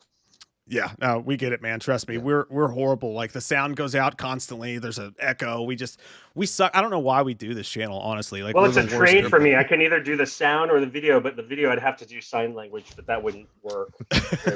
Yeah. Hey, man. Thank you so much. First off, for joining us tonight, we really do appreciate it. Oh my God! Thanks for having me, guys. I appreciate it too. Yeah, you're in the middle of post production right now on American Boogie Woman. Is that right? Yes, I am. I sent you guys an email. I don't know if you got it. I did. I got it, but I got it during the stream. So there was a big panic on my face when I saw it, and I was like, "Oh God, he's canceling." And we're like in the totally waiting thought room the same now. thing. Oh no! I was giving you guys some. That they just sent me that press release literally like a few minutes before. I was like, "Oh, I'll tell the guys see if they want to mention something about it, I'm assuming. Absolutely, man. And people are asking which one you are in the picture. I believe you're in the right, on the right side of the picture, guys. He's the one in the red collar shirt. I don't see any picture. I don't know. I don't, I don't wear dress clothes, but you probably don't see it on your end. It's just on our end. It's the one with you. I can't tell you either because it's like somebody as Michael Myers and me, right? Right. Yeah. Okay, that's me. It's me without the mask. Yeah. You don't have glasses on, right? You're the dude with the no, I do not. There we go. That was actually for the Scare Foundation that Malik Akkad does like an annual thing, where it's like he kind of finds like there's different charities to kind of work for, and I think that year was for Children's Hospital Los Angeles, which Jamie Lee Curtis is very involved with. So I remember she was at that particular function. Yeah, man, that's awesome, dude. And speaking of Halloween, which we've got a bunch of rabid Halloween fans on this channel, so we'll definitely be talking about Halloween 6 a lot. I wanted to ask you, it's crazy, dude, because in all these documentaries and stuff like that, and you've been referenced almost as that's the fan who got to write the script for Halloween, and not like in a disparaging way, but in like that's fucking rad, man. Like that's every guy's dream. You know what I mean? It's inspiring. You've been a hero for a while, man. I mean, that's very nice. I mean, I think some people are saying it disparagingly, but it's funny to me because yes, I was and am a fan, but I had also written stuff, and I had written a little movie, independent film before that, and it's not like I was some fan that read Fangoria and said, I want to write Halloween, it was a little different than that, I mean, they weren't going to just open the door to me if I didn't have any skills. Right. Maybe that's arguable, but it was my passion for it, but I don't think just by sort of saying he was just a fan would have gotten me the job. Right, exactly. And that's why I asked the question I was going to ask, like, how did that whole thing transpire? Like, how did you end up in front of, Akkad in that office? I will tell you guys. I mean, are we live now, or are we going to go live? We are live. We're live. We are live. Yeah. Oh, even better, guys. Just jumped right in there. I don't have to hold back and say, oh, wait till we go live, and I'll tell you. Let's dive right on in. Let's dive in. So it's multi-layered, and it's going back so long. So I obviously was a Halloween fan. Grew up loving the series. I think I have to take you back to like the first time I saw the original movie, which was in 1981, when they aired it for the first time as the NBC movie of the week for Halloween, and then it was to kind of really promote the release of Halloween 2 that same year, like the week after. And it was the first time they had shown all the alternate, new footage that had sort of connected the Laurie Strode to the sister that they were going to reveal in the sequel. Which now has been undone. But that's when I first saw it. I was 12. And I remember vividly sitting on the sofa, and we had this new piece of technology in the house called a VCR. And it had a little remote with it. So you could kind of the remote had one function, pause. And you could pause it if you were recording something off the air, and you could cut the commercials out. So I was like, oh, I have to watch this movie. I'm just going to record it because it was cool to record anything in those days. Yeah. But you could do it. Music too. Right. Well, we used to put tape recorders in front of our TVs. That's how we used to record music. But I'm very old. Me too. Us too. So, anyway, so I had to get through this movie because I needed to cut the commercials out. But the entire family, one by one, it was too scary.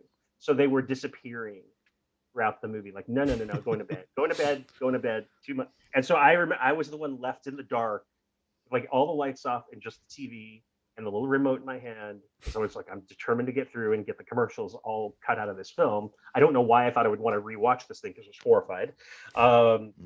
And I watched the ending by myself, and I remember huddled behind a pile of pillows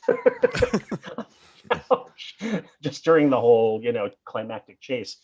And then it was like the next day, it was like, I felt like I had survived something, and I needed to figure out how they did that. It was like riding a roller coaster for the first time, and it's terrifying. And then you need to do it again. Yep. Just for the thrill of it. And so I had this VHS tape, and I became absolutely obsessed with Halloween. from that point on. And I started making movies in junior high and high school: Halloween Party, The Halloween Massacre, The Halloween Hospital of Horrors.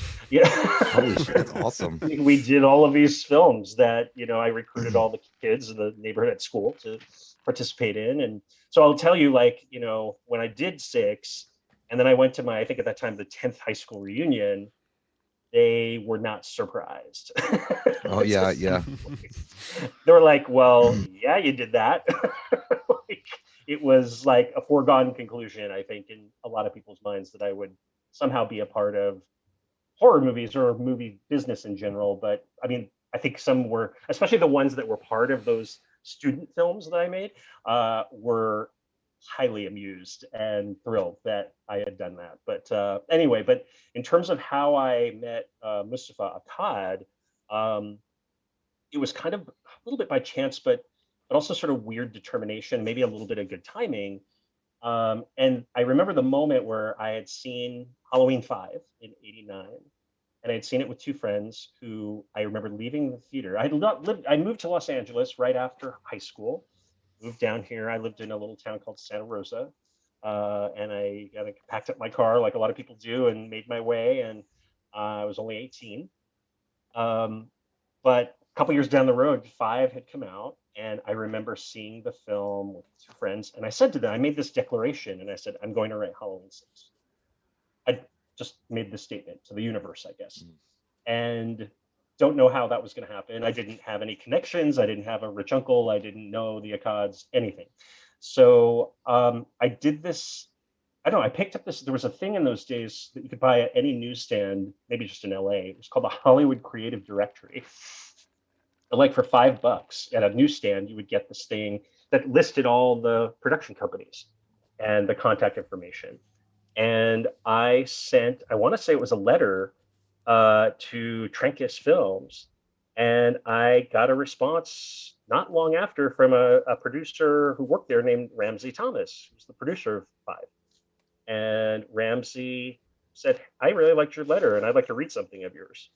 Great. So I sent him a script that was not a Halloween script, I have to emphasize, just something else I'd written.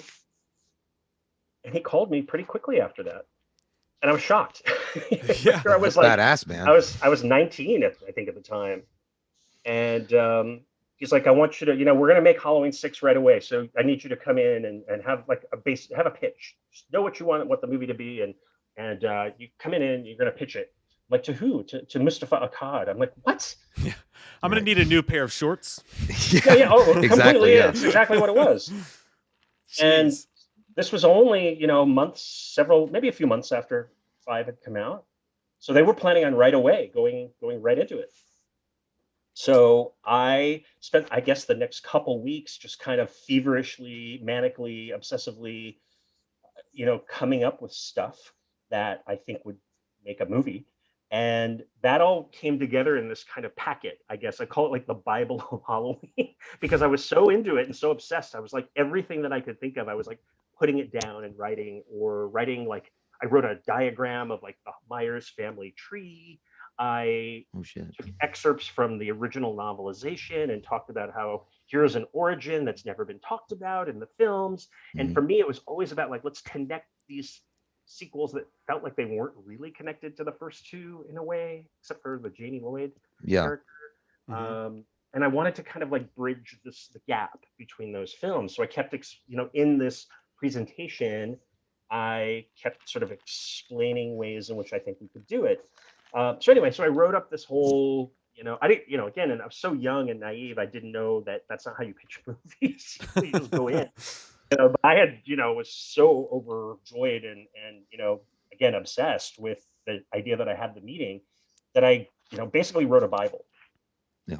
And it's like something you'd see for a TV series. And so I brought it with me. I went into the Akkad's office. Here's a funny story. I don't think I've ever told anybody this. Perfect. I was in his office in those days. It was on Sunset Boulevard and Doheny. And I remember, you're looking like, where is it? Where's the parking lot? And I remember as I pulled into that office, this like Jeep, like open air Jeep drove by on Sunset. And in that Jeep was Jamie Lee Curtis. Holy shit. No shit. I'm not kidding. That's crazy. Yeah. So maybe there was some, like like celestial sign that it was meant to be. Yeah. Yeah. Serendipity. She literally, and I remember she had dark sunglasses, but it was her. That's amazing. Somebody else. Maybe it was Christopher Guest. I don't know. You're like, is she going to be in the meeting? Because you didn't tell me. Oh my God. I was like, is she coming? So it was really weird. I don't think I've ever told that part of the story. That she was like, she just happened to like pass by.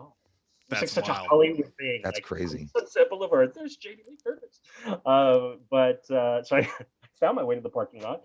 Lo and behold, she wasn't at the meeting. Anyway, but so I made my way in, and there was Mustafa. I met Ramsey, who was really nice to me, and very, kind of like, I don't know, a little rough around the edges, but he liked me. I could tell like he thought like what I had written was really good, and he really wanted to make an impression on Akkad. Mm-hmm. So I walked in, and I remember him behind that desk with the pipe and the, like yes, the Godfather that he was. That's exactly how I imagined that, by the way. Not to cut you off, but I every single time I hear one of these stories, I just think about me sitting there sweating in front of a gigantic desk with him back there smoking his pipe. That's exactly what it was. Like Harrison Ford in Anchorman. Yeah, like Anchorman too. Yeah, and I had probably like the sweat stains under my pits. I was terrified. So. I was like, here we go, like trying to get the words out, and I remember handing him my little Bible, and I had like kind of designed a graphic that said Halloween 666, and then I took the A out of Halloween and made the thorn that had been in 5. Yeah. Another thing that I did in part of my research is that because that the mysterious figure at the end and the man in black, or in those days we called him the mysterious stranger. I don't know where Man in Black came from, but. That character was such an enigma and so like thrown into that film, and I quickly learned that nobody involved in 5 knew who that character was supposed to be. Yeah, including Akkad, including the director, the writer. Nobody had any idea. They just kind of put it in there as kind of like a bit of a red herring or something to kind of bait the audience into coming back for another one. Yeah, and nobody had a single iota of an idea of what this character was or who this character was. So I knew that was going to be left up to me. So I had some ideas, but what I had done was because I had, there was that rune that was on the guy's wrist in 5, and I was like, what the hell is this thing?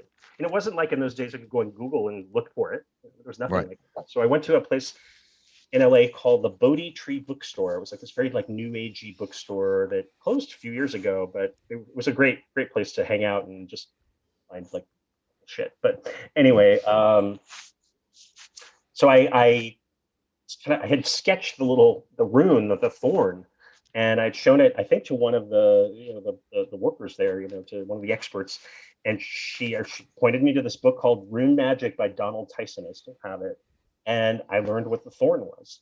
So I used all of that research, all of that lore, mythology, and I put it into this Bible. Anyway, so there I am sitting at the desk. I put it on Akkad's desk. He's like, "Thank you," and I walked. And that was it. It was the end of the meeting. Oh, you didn't like having you didn't get to pitch it or tell him what it was or anything? No. Oh man, because it sounds like you'd wrote in like a Lord of the Rings, J.R.R. Tolkien kind of thing. Oh my God, yeah. And you slapped it down like a never-ending story, like this big giant book, and he's like, all right, well, thanks, we'll see you later. Yeah. It's like, damn. And was that the mail guy or what? And he kind of like laughed at me a little bit, and I was like, oh my God, he hates me. I think he was so amused, like this kid who comes in here and like, who are you? Yeah. And I was like, well, that was that, and I had built this up in my mind so much, like, oh my God, this is like the greatest moment of my life. And then that was it. Nope.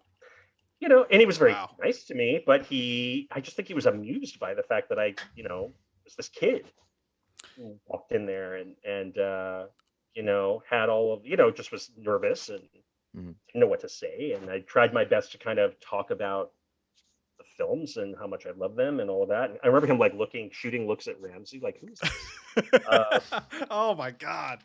And I was like, oh fuck. So I remember walking out of that meeting. Jamie Lee Curtis was nowhere to be found. No. And I left. And I just remember feeling so deflated at the end.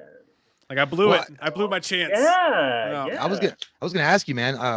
Like one of the main things I've always wondered, because Halloween 5, the way that it ended, you're right. Like a very like open-ended kind of question, like, or most likely that they just want to get people's asses back in the seats and come see it again, so they introduce the Man in Black or the Mysterious Strangers or whatever. How hard was that for you to pick up the pieces of what they left behind in H5 and do a follow-up like The Curse of Michael Myers, and then also try and attempt to tie in all the other flicks that had gone before it?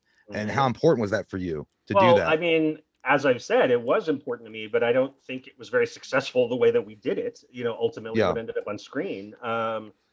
I think that, well, anyway, just to kind of, and I think maybe some of this will answer your questions, but so I went away from this movie being deflated, and 5 years later, it was 5 years? Yeah, oh, 5 years, yeah. My phone rang one day. And weirdly enough, I had a day job, and I was, writing, and I was, doing other things and pitching stuff. And like anybody starting their career, you just write and you connect and you just try to, make inroads. Anyhow, my phone rang at my desk, and I worked for a company called the MPAA, the ratings board, the infamous censors of the 1980s. They're not such censors anymore, but back then, it's like that's why all these horror films were cut to ribbons. Yep. Because of the craziness of the MPAA censoring. Anyhow, so it's funny when Halloween 6 came through there, they were like, "Oh, pass." They let it through. Good to have friends in high places, but yeah. So I just my phone rang, and it was my brother, and he's like, who was staying with me at that time actually. And it's like, just got a phone call at the house that I don't know if it's real, but he said his name is Mustafa Akkad, and he wants to talk to you about Halloween. Damn. I'm like, you fucking with me, dude? What? Yeah. And you have to remember, like, this was 1994. We had just had this massive earthquake in Los Angeles. We had just gone through riots and Rodney King, and like crazy shit was happening like everywhere. So I think my life was so turbulent living in this city at that time that I think the last thing on my mind was like, oh, they're just going to call me about Halloween. Like it was like far removed from my psyche at that point. But anyway, and I'm thinking this has got to be bullshit. So he's like, no, he wants you to call him like now, like holy shit. So I call, and like this receptionist answers, and she's like, yep, we've been waiting for your call. Click, doop, boop. And 5 seconds later, he's on the phone, and it's like this. Daniel, Mustafa, Akkad, you met me in 1989. I'm like, yes, I know. He's like, we want you to come because we need to talk about this Halloween 6. We cannot figure this out. I can totally imagine that phone call, man. That's awesome. Dude, I can exactly imagine that. Yeah, I can imagine. You need to come. You come to my office. We talk about this. I'm like, okay. And I think, maybe 3 days later, 2 or 3 days later, there I was sitting in his now relocated office, and his son Malik was around my age, and was kind of like the office, I don't know, like manager at that time, and was in the meeting. And I remember Paul Freeman, who was the producer of On 4, was in the meeting. Looked like John Goodman sitting there in like his fishing vest, right? Yeah, no, totally had the fishing vest on. Yes. And I remember the posters were all over the wall, and that's terrifying enough. And then they had the mask, like they had made a mask for Halloween 6. Oh shit! It already molded George Wilbur's face. Oh man! It was already sitting there. He goes, "Well, we have this mask, but we have no script. You must help us now." Oh, it was exactly that. And he's literally like, we have had, and by the way, I had read some trade releases like, oh, this new company Miramax was buying the rights to Halloween, and oh, it's this guy is going to do it, and oh, this guy's going to do it, and Scott, what's his name, and there was like cavalcade of writers that were mentioned in connection with the project. Did they mention Quentin Tarantino at that moment too? No, but that was never really true. You know, I think if anything, Quentin would have probably had some sort of producerial role because Scott Spiegel, I think, was the person they were. Yeah, it was. I remember Spiegel and Tarantino from all the stories like together in some fashion, but yeah, but I think Tarantino was making Pulp Fiction at that point, and it was just like that was just about to come out, and he wasn't going to make Halloween 6. I think he would have maybe jumped in on the producing side of it. Okay. Maybe if Scott had done it, but there was never any like serious talk that I knew of him writing it. But anyway, I was told that they'd had multiple drafts, multiple writers, nobody could crack this thing. And by the way, we have a start date in Salt Lake City in September, and at this point, by the way, it was like late May, early June. Ooh, damn! So they're like, so good. If you can crack this, this is yours, essentially. And so they gave me, a week, I want to say, to go away and write a treatment. I had no, they didn't pay me to do it. They were just like, write something, and if we like it, and then they also kind of, because they knew I was like the new kid on the block, so they were kind of like, if we like it, maybe we'll buy the treatment and we'll bring in a real like established writer to write the thing. Right. And so I went off and I wrote a treatment that was enormous. I think in a week I wrote this 40-page opus because I just overdid everything back then. And it was, it was huge and it was kind of epic, and there's a lot going on in this story.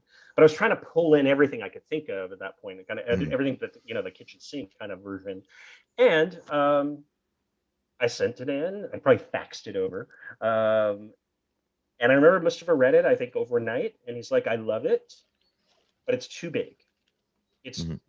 You've given us 2 movies. This is 6 and 7, and this is how you need to chop this in half essentially and give us the first half." And that was the beginning. And then they did a deal with me to go off and write it, and I did that I think in a month. And they had a draft, and then they could start budgeting and casting, and from that's where it all started, was from that initial meeting. And I think it was between that first meeting and me delivering a script was maybe 5 weeks. Okay. Yeah, that actually answered one of the questions I had to follow up, because it was just, if everything had gone according to plan, how many had been planned after Halloween 6? And I guess that answered, they were at least going to make a Halloween 7 based on the script that you turned in. Yeah, well, it wasn't a script. It was a treatment. It was like treatment. I'm sorry. Yeah. Like kind of an outline of this bigger than life. This whole idea of this cult or coven, we called it a coven, was going to be the big involved in this. It wasn't just this little sect hidden under the bowels of Smith's Grove Sanitarium. It was literally the town of Haddonfield had kind of become bewitched by this Samhain and the curse of this thorn. All of this kind of Irish lore was going to kind of be built out of this, and that was the beginning of it all. It was very inspired by things like Wicker Man and Shirley Jackson's The Lottery. And you weren't going to have like Busta Rhymes pop in and be the leader of the coven. No, didn't have any rap artists. Yeah, so that's good. That's good. Here's a funny story, and I mean this with love in my heart, because he was of a certain generation, and he didn't meet. I will say that I have to preface everything because we're so as a culture now so sensitive. Right. But in the original draft of Halloween 6, the character of Beth, who was like the girlfriend that was with Tim Strode, she originally was written as a black girl who kind of knew everything. She was kind of cool and kind of like urban girl, and she kind of like knew everything that was going on, and she was kind of like very like outspoken, and that's where that character was kind of like organizing this fair and a bit of a rebel. But I'd written her as an African-American character, and Mustafa did not like that. It wasn't because he didn't like African-American people. I mean, I think Alan McElroy's the writer of Fours. Right. Yeah. American. And there have been other, but Mustafa had this strange idea that in the Midwest there weren't any black people. That's okay. I don't know how that works, but so I was like, yeah, no. But he's like, yeah, no. In towns like Haddonfield, there's no black people. Like no, that doesn't. They don't. That's that. You cannot have that. You can't have this. Like he didn't. I think he was uncomfortable with like the inner. You know the relationship she had with this white kid. Right. He talked like he was like, he had like the droopy pants, and he was like thinking he thought he was like Vanilla Ice. Yeah, I get what you're saying. And I can see that from Tim too. The way right. he acted. Yeah, there was little bits of that, right? But yeah, she was originally written as a black girl that didn't make the cut because, according to Mustafa, there were not black people or mixed couples in towns like Haddonfield. So anyway, different time. Absolutely, it was a different time. There's no doubt about that. And I was going to ask that too, man. Like, so I know that you mentioned Wicker Man, right? So in your script, in your original, that was going to be that he wanted to turn into 6 and 7 before H2O came along. Right. I guess the ending was almost this. Finally, the whole town was almost together, and out of nowhere, Jamie Lee Curtis comes out to save Danielle Harris, or it was not Danielle Harris, but Jamie Strode. Comes out to save her, and I mean, obviously, if they were going to do this, they wouldn't be able to do that now because we've already done something different with the Jamie Lee Curtis storyline. Long since past that opportunity, unfortunately. Right. Yeah. So how did you even know that? How did you is that stuff that's like online? Or I read it in the Taking Shape book. You had an interview in Taking Shape, which is a great book, by the way. Yeah, amazing book. But I mean, I do love that idea. And I have two questions about this actually, because one of them involves Jamie and Danielle Harris. But first off, if you were to do it now, so like that idea, the idea that was supposed to be Halloween 7, which would have been the second half of your script because it was just too big for Akkad, right? For them to do in one film. Since that idea is kind of gone, has there ever been a time when you're watching Halloween and it's taken off now, and now there's streaming service after streaming service? There's been rumors about like a Halloween TV series. There's all these opportunities, and they could really spread it out if they wanted to. When you're watching Halloween Kills be this gigantic beast and all this stuff happen, has there ever been a part of you that wants to like get a hold of Akkad and be like, hey, and I know it seems like a shot in the dark because I really want to follow up to H6. Not only H6, because it's the only thing that ties back. It was the last of the Mohicans in a sense where it kept the canon alive. You know what I mean? Like, it was the end of that story thread that connected the films one by one.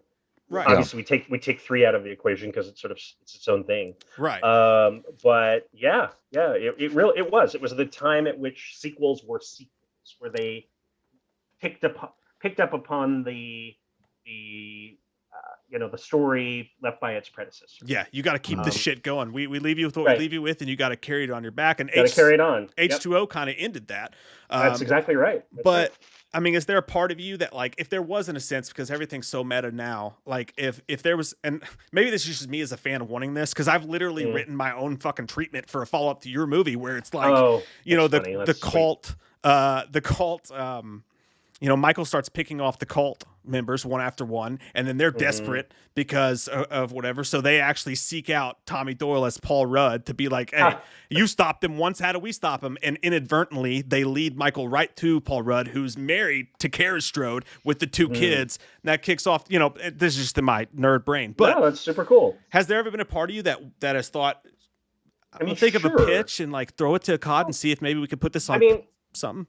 Yeah, listen, Malik Akkad and I are good friends. We speak regularly. I usually know what's going on some level with the next chapter of these films. So, it's like I was, I think also because I knew his dad, and his dad really gave me my big break, and he truly did.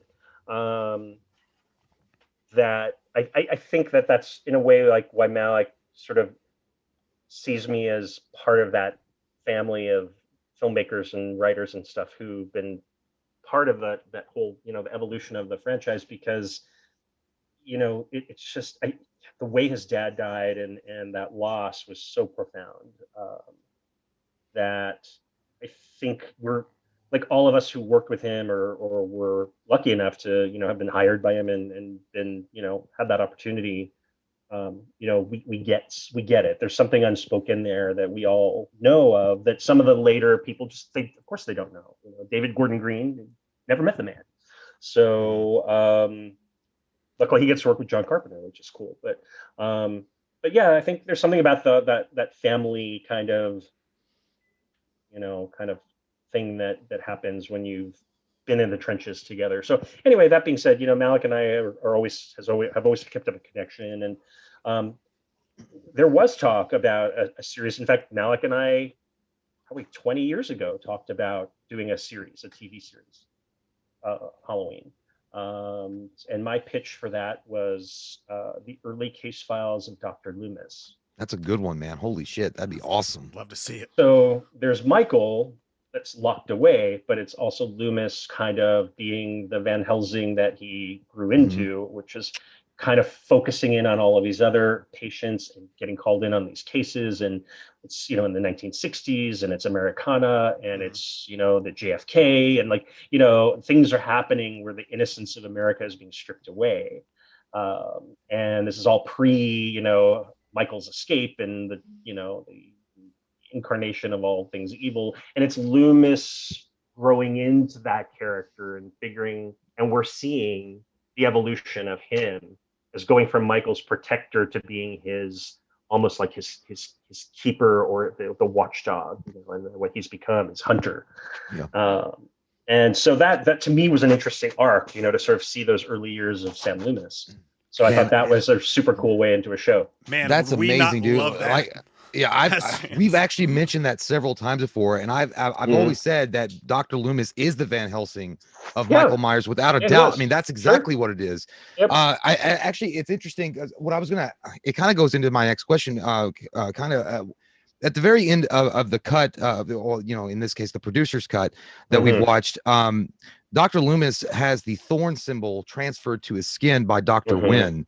Yeah, I've always wondered, and I know that you had that interview back, I think it was in 2014, where you had mentioned that it was going to be a showdown between, at least in your version of Halloween 7, between Tommy and Michael, which would be the ultimate end for, I don't know, I mean, how that might have, if Michael's end was going to happen in that movie or not. But my question was going to be, would that thorn symbol would it have corrupted Dr. Loomis, in which he would have, instead of being Michael's pursuer and his Van Helsing, then become like more of a guardian or like a corrupted version of himself? Absolutely. That was the whole idea with, sweet. With 7 was going to be that Loomis was sort of falling prey to this evil himself. He becomes that which he fears most, and I thought, this character's got to grow. We can't see him saying, he's we've shot him 6 times. We can't see him say that 500,000 more times, although I loved when he said it. And I will say that, meeting Donald Pleasence and writing those lines for him, I think that was the most intimidating part of the job. I remember during that 4-week writing process of that first draft, and I'm just like, I'm not worthy of these. I can't write these. I can't write, now suddenly here's the, this was my job. I had to write this, and I'm like, I can't do this. I don't have the ability to write this way, the way he spoke those lines, which full credit to John Carpenter and Deborah Hill for writing all of that great, amazing dialogue for him. And even the other writers on 4 and 5, I think he had some, even in 5, he had that great line of like, I knew hell wouldn't have him. he was great no matter the movie around him, man. It didn't matter. He could just chew it up, and he owned it. To me, I think that was the most intimidating part, was writing for Donald. But then he read it, or first I got the word that his agent in London, who I think was probably like 99 years old at that time, and she'd been his agent forever, and she got the script and she read it. And I got the word, I think it was from Paul Freeman, saying that she read the script and was so terrified she slept with the lights on. Poor little old lady, scared her. And then Donald called me, and I heard it, like, this is like, it's that voice of Loomis that you heard, your whole life watching movies. And he's like, Daniel Farrands. That's talking on the phone to me, and I'm here, and like, what? And and he just was so gentlemanly and kind and sort of funny, but just saying how much he enjoyed the script and how he enjoyed it as much as he did the first, which may or may not have been true. But That's he thought amazing. This was going to be the best, and he was thrilled to play Loomis again, and he really spoke of it as something he really he just loved it. I have to say, he just loved the character. He loved that this gave him a whole second life to his career, which I think he didn't expect. You know, I don't think anybody saw that coming.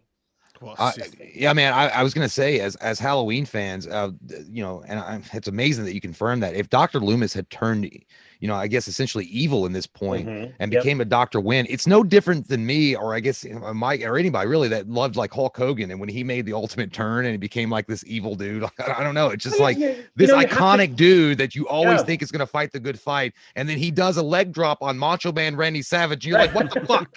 Like, and it wouldn't have been. I don't think it would have thrown fans off. I think with some of the times they do these things with these characters, like I think a lot of people would have been upset if Jamie Strode had became Michael Myers, because that's outlandish. But Loomis was already on such a trajectory. I mean, he was crazy. He was kind of losing his mind. Right. Yeah. 5. You know, he's like, I think, yeah, and I He's think screaming that at would have little been kids, you know. I think that would have been brilliant. Where's your little girl, Michael? Right. Where's the cookie woman? Right. Where is she? Cookie woman. Yeah. I want to make a movie. I want to do an episode of the TV show about the cookie woman. Oh my God, we'd all love to see that. There's no doubt about it. Yeah, man. But that would have been, honestly, there would have been.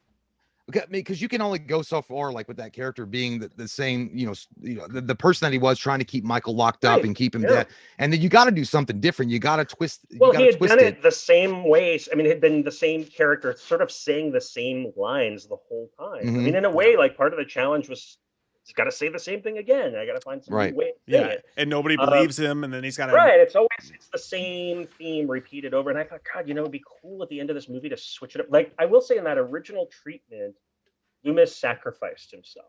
That was the end. The original version was he sacrificed. It was very much kind of inspired by like The Fog, and where Hal Holbrook says, "Well, why not me? You know, why wasn't I? Why didn't you take me?" And then all of a sudden, you know, Blake comes out, chops his head off. And that was kind of the end of Halloween 6. The original treatment, I do remember, was all of a sudden Michael was there, and we knew he was going to kill him. That's it. Wow, man. But then as it evolved, and they were like, we can't kill Donald Pleasence. We can't do that. And little did we know, had we planned for things, had we known what was coming, sadly, that would have been a kick-ass ending. Yeah, and absolutely would have been. For For sure. And I got to ask too, like, just going back a second to what you said about your idea about having a Dr. Loomis almost prequel series in a sense, where you got to learn about his life and whatever. You said before that, because, and obviously nobody knew what was going to happen to Donald Pleasence towards the end of that movie, but you did know that he was slowing down. I remember reading stories that, you know, we would have to do takes at certain times or whatever, because this, you know, his health was becoming an issue and stuff like that for him. But you knew at some point you would have to pass that torch, and in your mind, Paul Rudd, this was Paul Rudd then, not the Paul Rudd we know now. This is even pre-Clueless Paul Rudd. He was pre-Ant-Man. Yeah. Right. That Clueless.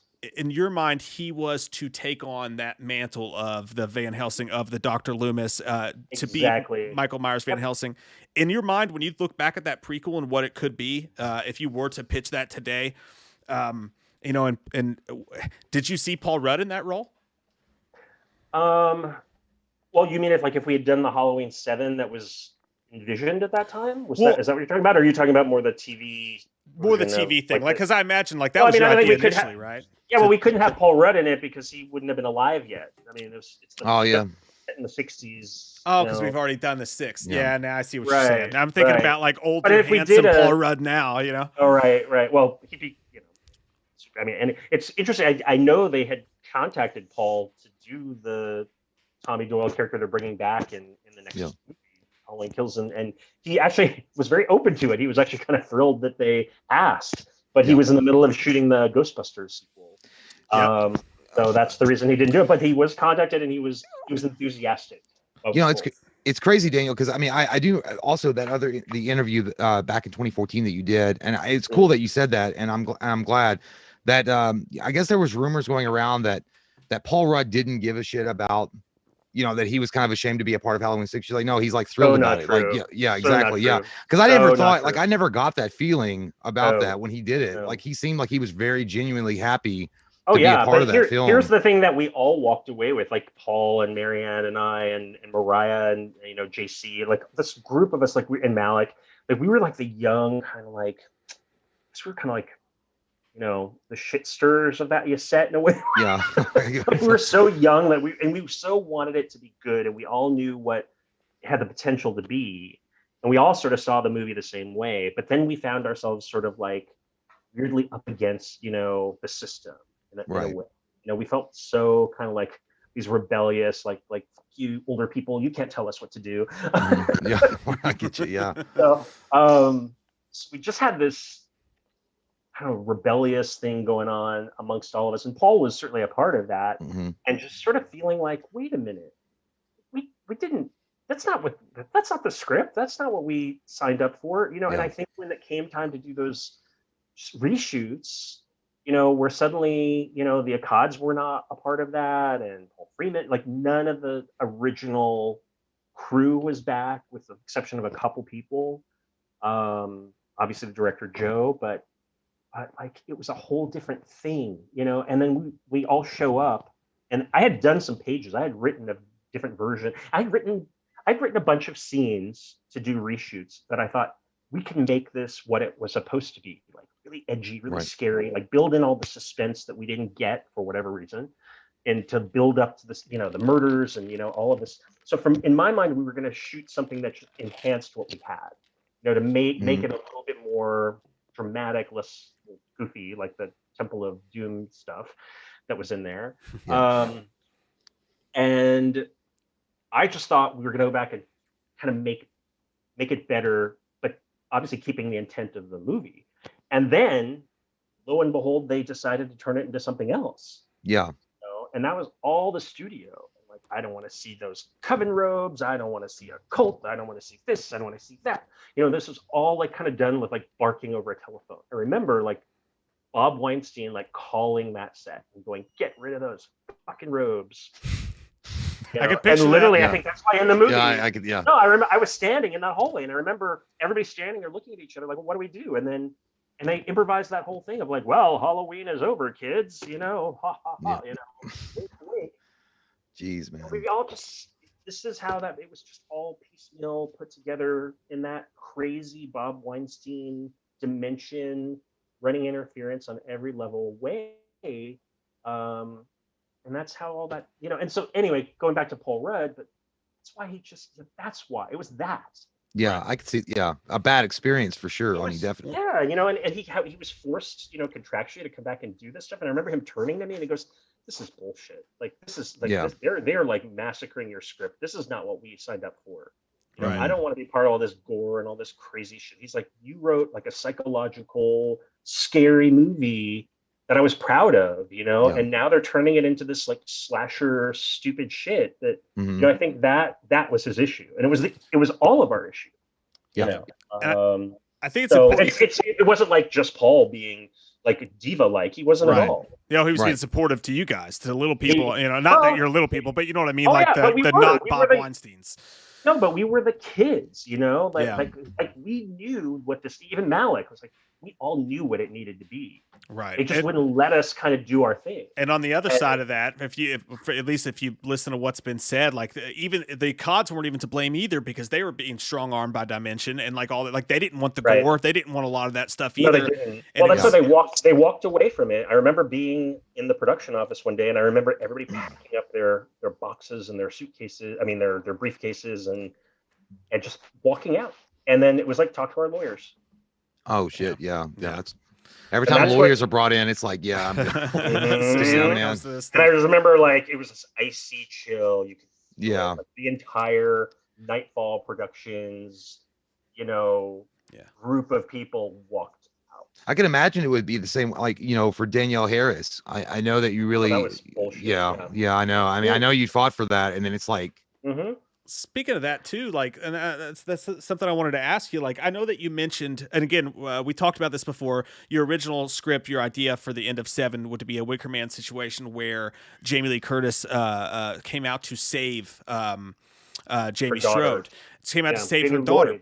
So in your original script, not only did she not die in the opening act, but she was still alive at the end of 2 movies and ends up surviving even that. So you had a big role for Jamie.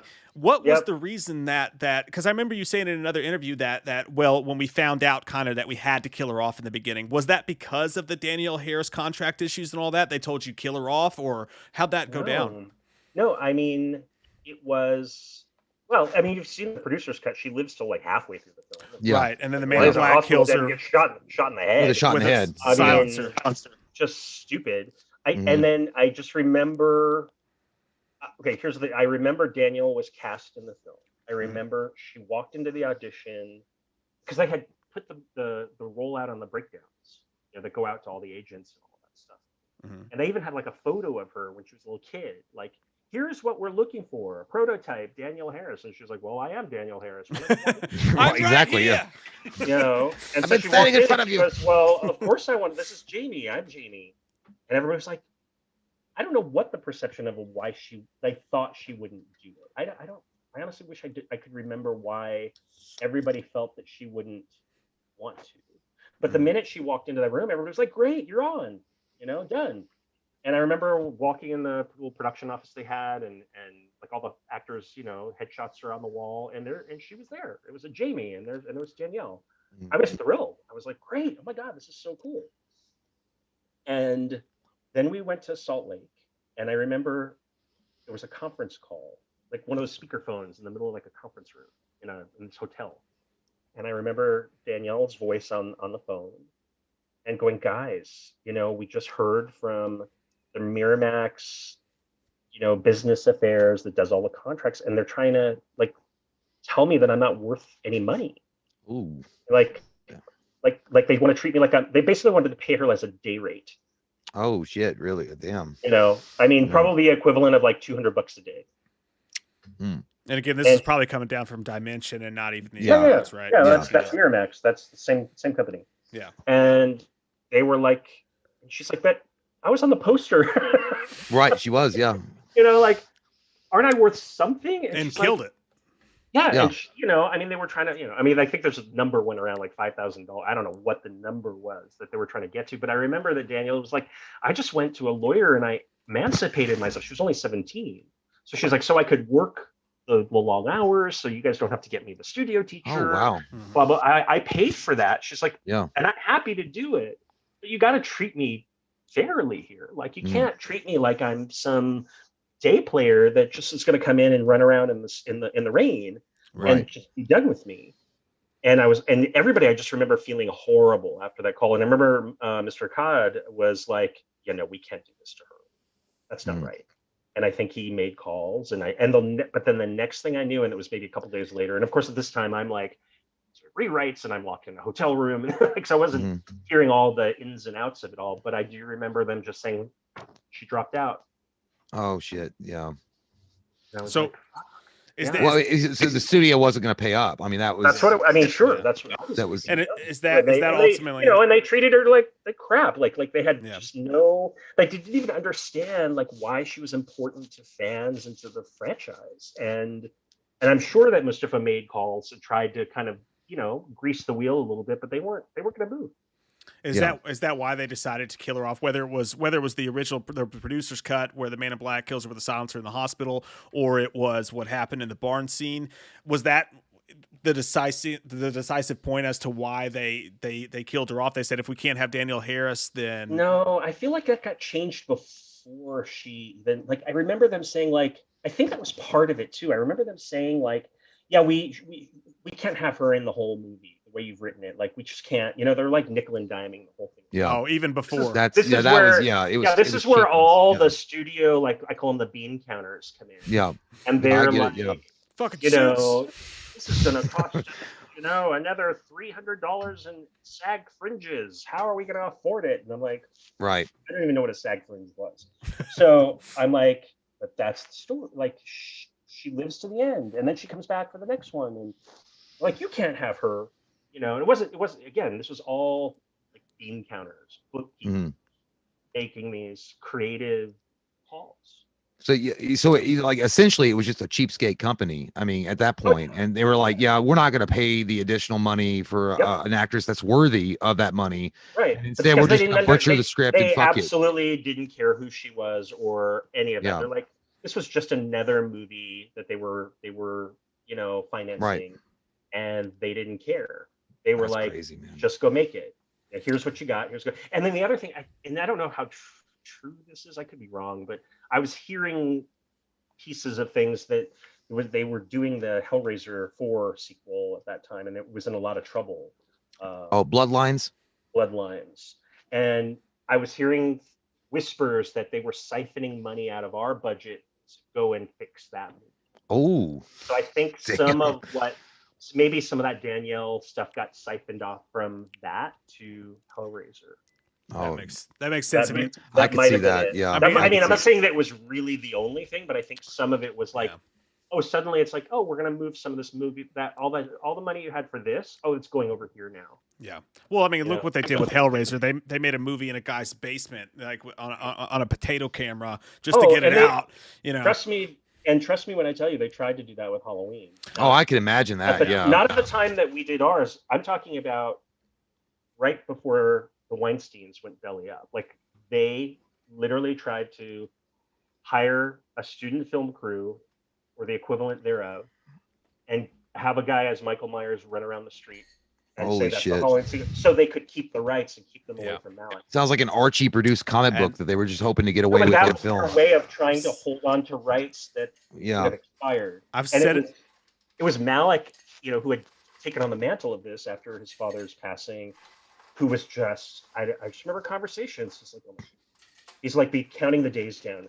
If they don't renew the option in 3 days, I get it back, and I don't have to ever deal with them again. And like, then they would greenlight something. You know what I mean? Like, then they would just do, and that's the last straw was. And I remember telling me, like, they're gonna try to do this movie where they've got Michael Myers like with a student film crew running around. Jesus. Say that they made the movie and they can extend the option. Yeah, because that worked out so well for Hellraiser. I mean, that was. But that's what they were going to try to do with Halloween, and that's when all the scandal broke. It was right at that time. Oh man, and you know, I've said it before, and I'll say it again. God, I love being a turtle. No, that's not what I was going to say. What I was going to say was, thank God for the Akkads, man, because I think that's part of the reason that makes Halloween different is because it's this family-run business, and they actually care. Like, they actually really care about the character, and they don't always make the right decision. Nobody's saying that, but they care about the character, and they really cared and didn't want that to happen. Also, the thing that with Malek and his dad, I have to say, is they were very filmmaker friendly. You know, they understood that, like, when you hire somebody, whether it's the writer or the director, like, you have to, at some point or another, repose some trust. Those people are going to bring their creative A game to this. But the Weinsteins were anything but that. They were the exact opposite. I bet you've been sitting around watching the Snyder Cut stuff and being like Leonardo DiCaprio in I know that. Yeah, that meme. You're like, I see that shit. Yes, yeah. Oh man, you know, it was hard. It was a difficult thing to be handed the keys to something that meant so much, and sort of seeing it kind of disintegrate and sort of kind of chipped away at by these kind of studio. You know, I call them the bean counters. It's not very nice, but it's kind of what. They were Philistines who just didn't have any sense of like the fan base of this. They didn't have any sense of what we were trying to make. They didn't care. It was all nickels and dimes and dollars and cents to them, as opposed to let's do the right thing for this project.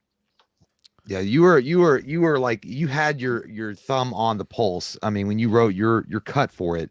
And then to have, like you said, these bean counters come in and like, you know what, let's make it as gory. Let's pick up the pace as fast as we can and make a quick dollar and put that shit out in the theater and fuck it.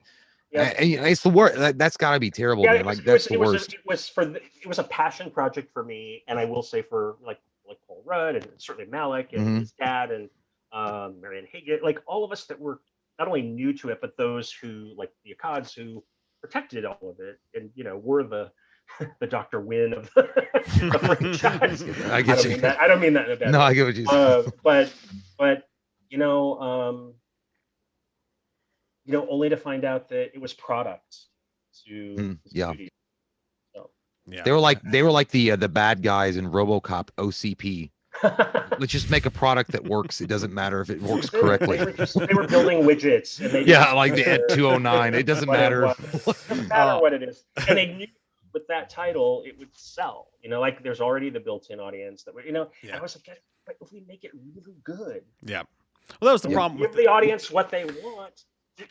It's going to be successful, and they'll be more. And now they figured that out. With the new one. They're going to deliver what the audience wants. And I kind of give some credit there to Jason Blum, who really is one of those people that has the audience in mind when he makes for sure he does project. So I don't think he would have jumped into Halloween, the 2018 reboot if Jamie Lee Curtis wasn't going to be a part of it, if John Carpenter wasn't going to be he was like he had the clout to bring those pieces together. I did not at the time. So right.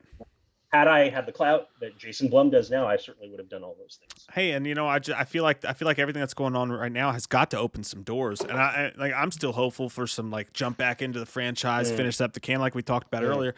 But either way, man, I gotta say, we'll let you go soon. I promise. We really appreciate your time. I'm good for time, but whatever is good for you guys. Tell me. No, we're fine. I did have a couple fan questions I want to get to. I know I want to ask you at least one more question personally. Sure. But let me ask you this from the fans. David Nangle III says, question for Daniel, how many kill scenes in H6 did you write, and which kill are you most proud of? You probably don't remember the exact amount, but which kill are you most proud of? I've never been asked that question before. How many did I write? I certainly didn't write the exploding head on the juice box. In the laundry room. Yeah. I didn't write that. I didn't write the hospital massacre that people seem to like. That in the all that producers cut stuff. I don't I remember being on set and I'm what is this? What are those fetuses in the fish tanks? I don't know what's going on. Is that from Ripley's? I remember there were conversations in that Miramax group of people it's gonna be like X-Files. It's gonna be cool. Oh, X-Files. And I'm like, what are you talking about? This is not science fiction. Yeah. David Duchovny. I don't want to see. I didn't understand any of it. I was told to keep my mouth shut and would leave the set, basically. I love the slot. I love Michael Myers getting brutal like he did, but I really didn't understand the jars of the fetuses. I don't understand any of it. I still don't. I remember somebody high on the food chain saying, it'll all make sense when you see it on screen. And I'm like, no, didn't get it. But yeah, in terms of this question, I'm sorry, I'm being evasive because I don't remember. I mean, sure, I think most of the kills that were in the movie were things that I had written. I've never counted them. I mean, maybe there were 10. I don't know, somewhere in that neighborhood. I just remember that the way that I had written it, there was much more suggestive. I didn't write anything that was too graphic and too over the top. I didn't go for the creative, because I thought Michael Myers is best with just that knife and when he's just where you don't expect him and playing games with his victims. I remember the whole scene that I had written when the grumpy drunk father, the John Goodman comes home. Just keep slipping her the cash, Deborah. Slipping her the cash. It's funny when you guys quote lines. And I remember the way it was written, and then they never shot it, was he comes in and on television is Halloween 3. There's the horror. Oh, damn. Okay. And Halloween 3 happens to be on, and he's like, "Where's my dinner?" And he turns the channel. He's like, "What is this shit?" And he turns the channel to something else, like the news or something. And he goes into the kitchen where he's put his pot pie in the microwave, and somebody has laid it out for him. Ooh. And then he goes back into the living room, and somebody's turned it back to Halloween 3. So it's like this cat and mouse, cool. thing with the That's dad, kind of cool, And I just wanted to build the suspense of all of this, and that's the thing was Michael Myers to me was the trickster. He was a little kid who played Halloween pranks on his victims, like putting a sheet on with the boyfriend's prescription. Yep, that's it. Yeah.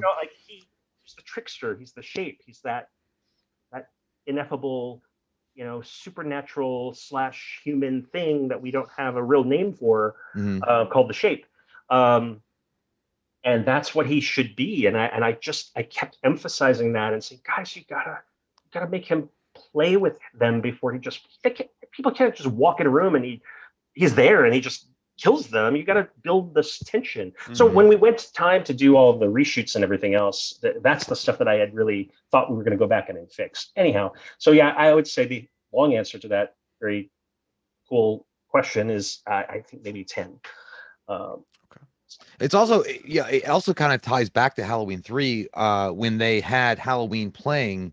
Right. When Dr. Chalice comes into the bar and you have Halloween playing on the television. So it's like you're blending those two story universes. I was like, oh well, David Gordon Green got to get kids running around in Halloween 3 masks in his movie. How come I didn't get to put Halloween 3 Yeah, exactly. And I would have loved to see how pissed John got. Like just knowing because he's like the quintessential just angry dad who had a bad day and is fucking right. If he turned like this fucking commercial again, god damn it. Like I would have loved to see that. And also Michael fucking serving somebody a pot pie. I wouldn't have turned my eyes away at either. Exactly. Well, he's like, "Where's my dinner?" He's all crazy. I think he says that in the movie. But, here's a banquet, bitch. Yeah, he does. No, but like everything else, I remember when I saw it because I wasn't there when they shot that, and I remember thinking, I saw the dailies. I was like, "Wait a minute, where's the rest of the scene?" Oh, we didn't have time for that. They cut that. No. You didn't have time for a hungry man's microwavable dinner, you son of a bitch. I just imagine like the way I would have. I mean, I think one of my regrets is like I only pitched myself as a writer. I should have pitched myself as a director because I think I could have made a cool movie. I would have just made it like very steady cam and like following the dad around the house and try to do it all in one shot, and just this cat and mouse thing between him and the Shape before we ended up in the basement where heads did not explode. But, right. But anyway, yeah. So nice, man. Did I get to there was a second part of that question? I'm sorry. No, I think it was. I think you got it. Let me look. I'll look back here and see. Make sure. I'm 100% sure. He says, "Oh shit, where'd it go? Which are you most proud of? Which kill scene are you most proud of?" Oh yeah. I'd have such a weird thing to ask. That made the screen. I love when I murdered.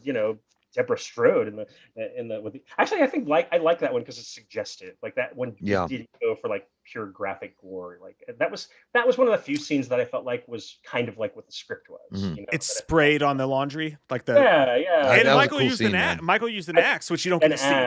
Right. That was cool as shit. Yeah. And I just liked the way it was shot, a lot of that, and I thought it was cool that it wasn't like you didn't have to see the mother's head roll off, which I remember the Weinstein saying, "We need her head to fall."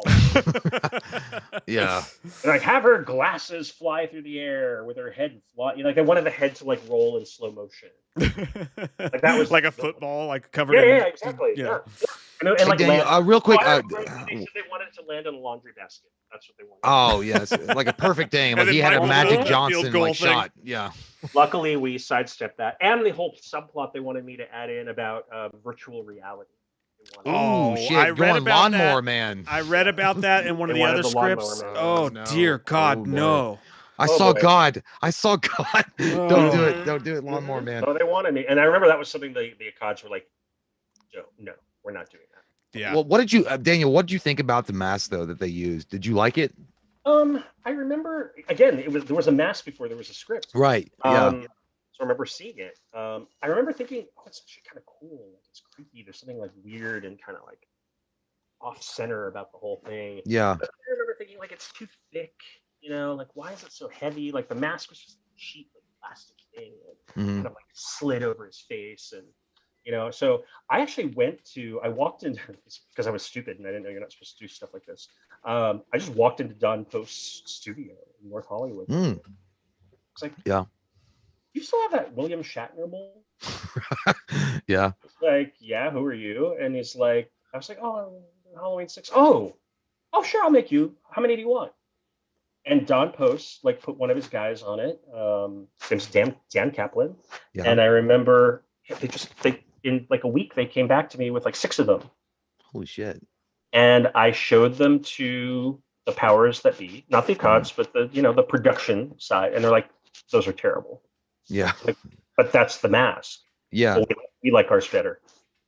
I'm like, but that's the real mask. Yeah, like, it's the William Shatner. Yeah, that's the William. That's from the like. That's the mask. It's crazy, man. Like as a screenwriter, like how important is it for you, like, to have Screenwriters that aren't mask supposed to do shit like that. Like you're not. The writer's not supposed to walk in and get the mask. I was gonna say that's crazy. You're not supposed to, but I mean, I like because you're a fan too, and like you like the film, and you're like, shit, man. Like the William Shatner mask is badass. Even on the Halloween 4 poster, you put the William Shatner mask, and it was a completely different mask. Yeah, and even 5 was that. Right. So, but I just, it's like I didn't know what the boundaries were, so I just crossed them at every turn. Apparently, but I think that was just part of being young and kind of like excited and wanting to make it the best we could make it. It was all that like nobody paid me to go to Don Post. Like I cared so much. Like I did stuff that I knew as a fan, but also thinking there have to be other fans around that are going to want to see the mask. Yeah, the original, taken from the original mold. I don't think that the Don Post mask, the way he painted it, was probably as good as some of the guys that make them now. Like I am blown away by the work that some of these fans do on this mask. Like, and honestly, I'm sorry, but better than what they had in the last movie. Well, I mean, I don't think whoever it was, there was someone who didn't realize how important the mask was at some point. When you look at like 4 and like they said they ordered these pink masks, and you even have the one shot in 4 of the mask showing up, and like fans are going like white hair or something. And fans are like, how the fuck could you be a professional movie studio and let that pass? I don't think they understood how important the mask was to people, and like that's a big thing. Do you have any pictures, by the way, of the Don Post masks that were made? The only one that I have, and I think it's on that, I don't know if you have it on my Facebook. I have a photo album, and I'd given one of them to Devin, who played Danny Strode, and there's a picture of him with it. Okay. He's holding it, like with his siblings in Utah. Like he's sitting there. You can see that was one of the Don Post masks. I just brought them with me because I'm like, guys, I got the real mask. And they're like, yeah, I don't like in case they change their mind. Right. I'm like, you really want that one. Do you care if you don't mind? I'll share that for everybody watching. I'll share that picture he's talking about on our Instagram so you can see it. That's the only picture I have. I don't. Okay. I mean, I may have had others at the time, but that's the only one that I know I have. That's cool, man. Yeah. That's really cool. But yeah, it was just so, all of that was just so kind of messed up. Anyhow. JGC Vincent, if I'm saying that right, says, what advice would you give to someone who wants to make movies or act? Don't. No. I'm totally kidding. Leave your dreams behind, sir. No. It's not that at all. I mean, the answer is don't do it unless it's the only thing that you can do. Like, it's so difficult to break in and to sustain a career, I mean, somehow by some strange miracle, I'm still doing this 20 some odd years down the road. Just if it's the only thing you can imagine yourself doing, then do it, and do it full on. Don't take no for an answer. Don't be creepy. Because that doesn't get you far. But be somebody that other people want to work with. Make yourself valuable. That would be what I would say, because your ideas, if you're a creative person, your ideas do have value and they will rise to the top, but you have to know how to develop relationships. And I think you need to also be the one to stand out in the crowd in some way. Right. Yeah. So like what I did when I made my Bible of Halloween. Oh, by the way, fun, weird story. The 5 years after the fact, after the first Akkad meeting to the second Akkad meeting, he still had the Bible on his desk. Oh, shit. When I arrived at that meeting. And he's like, we use this as our, go-to guide for anything we need to know about Halloween. We just look in your book because... Man, that's got to be the most flattering thing ever, though, right? He was like, you know more about this than me. And I think that's why he hired me. That's amazing. Yeah, that's because awesome. I showed the passion and the knowledge for it. I remember he used to walk around the set with his pipe, and he would try to like trip me up on trivia questions. Like the simplest things, like any fan would know. But like he thought he was just being clever. Like, who played the first? What kind of peanut butter were they using in Halloween 2 when they were making bread? Right, I don't know. Or a Scudder's. But but no, I mean, with stuff like that, he would just try to trip me up on these like little silly trivia questions, and I would always give him the answer, and he'd be like, "Oh, you're so funny." No.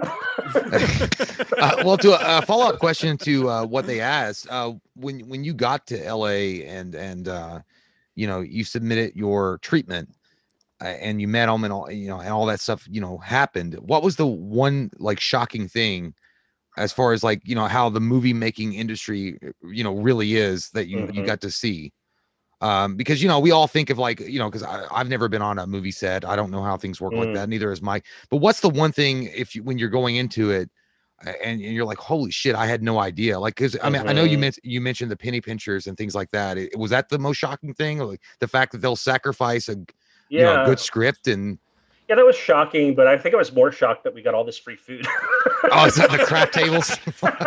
Turkey wraps, dude. We got. I remember they had like these. They had these like, you know, like catering trucks, and I was like, "Oh, how much is that?" Like I literally asked.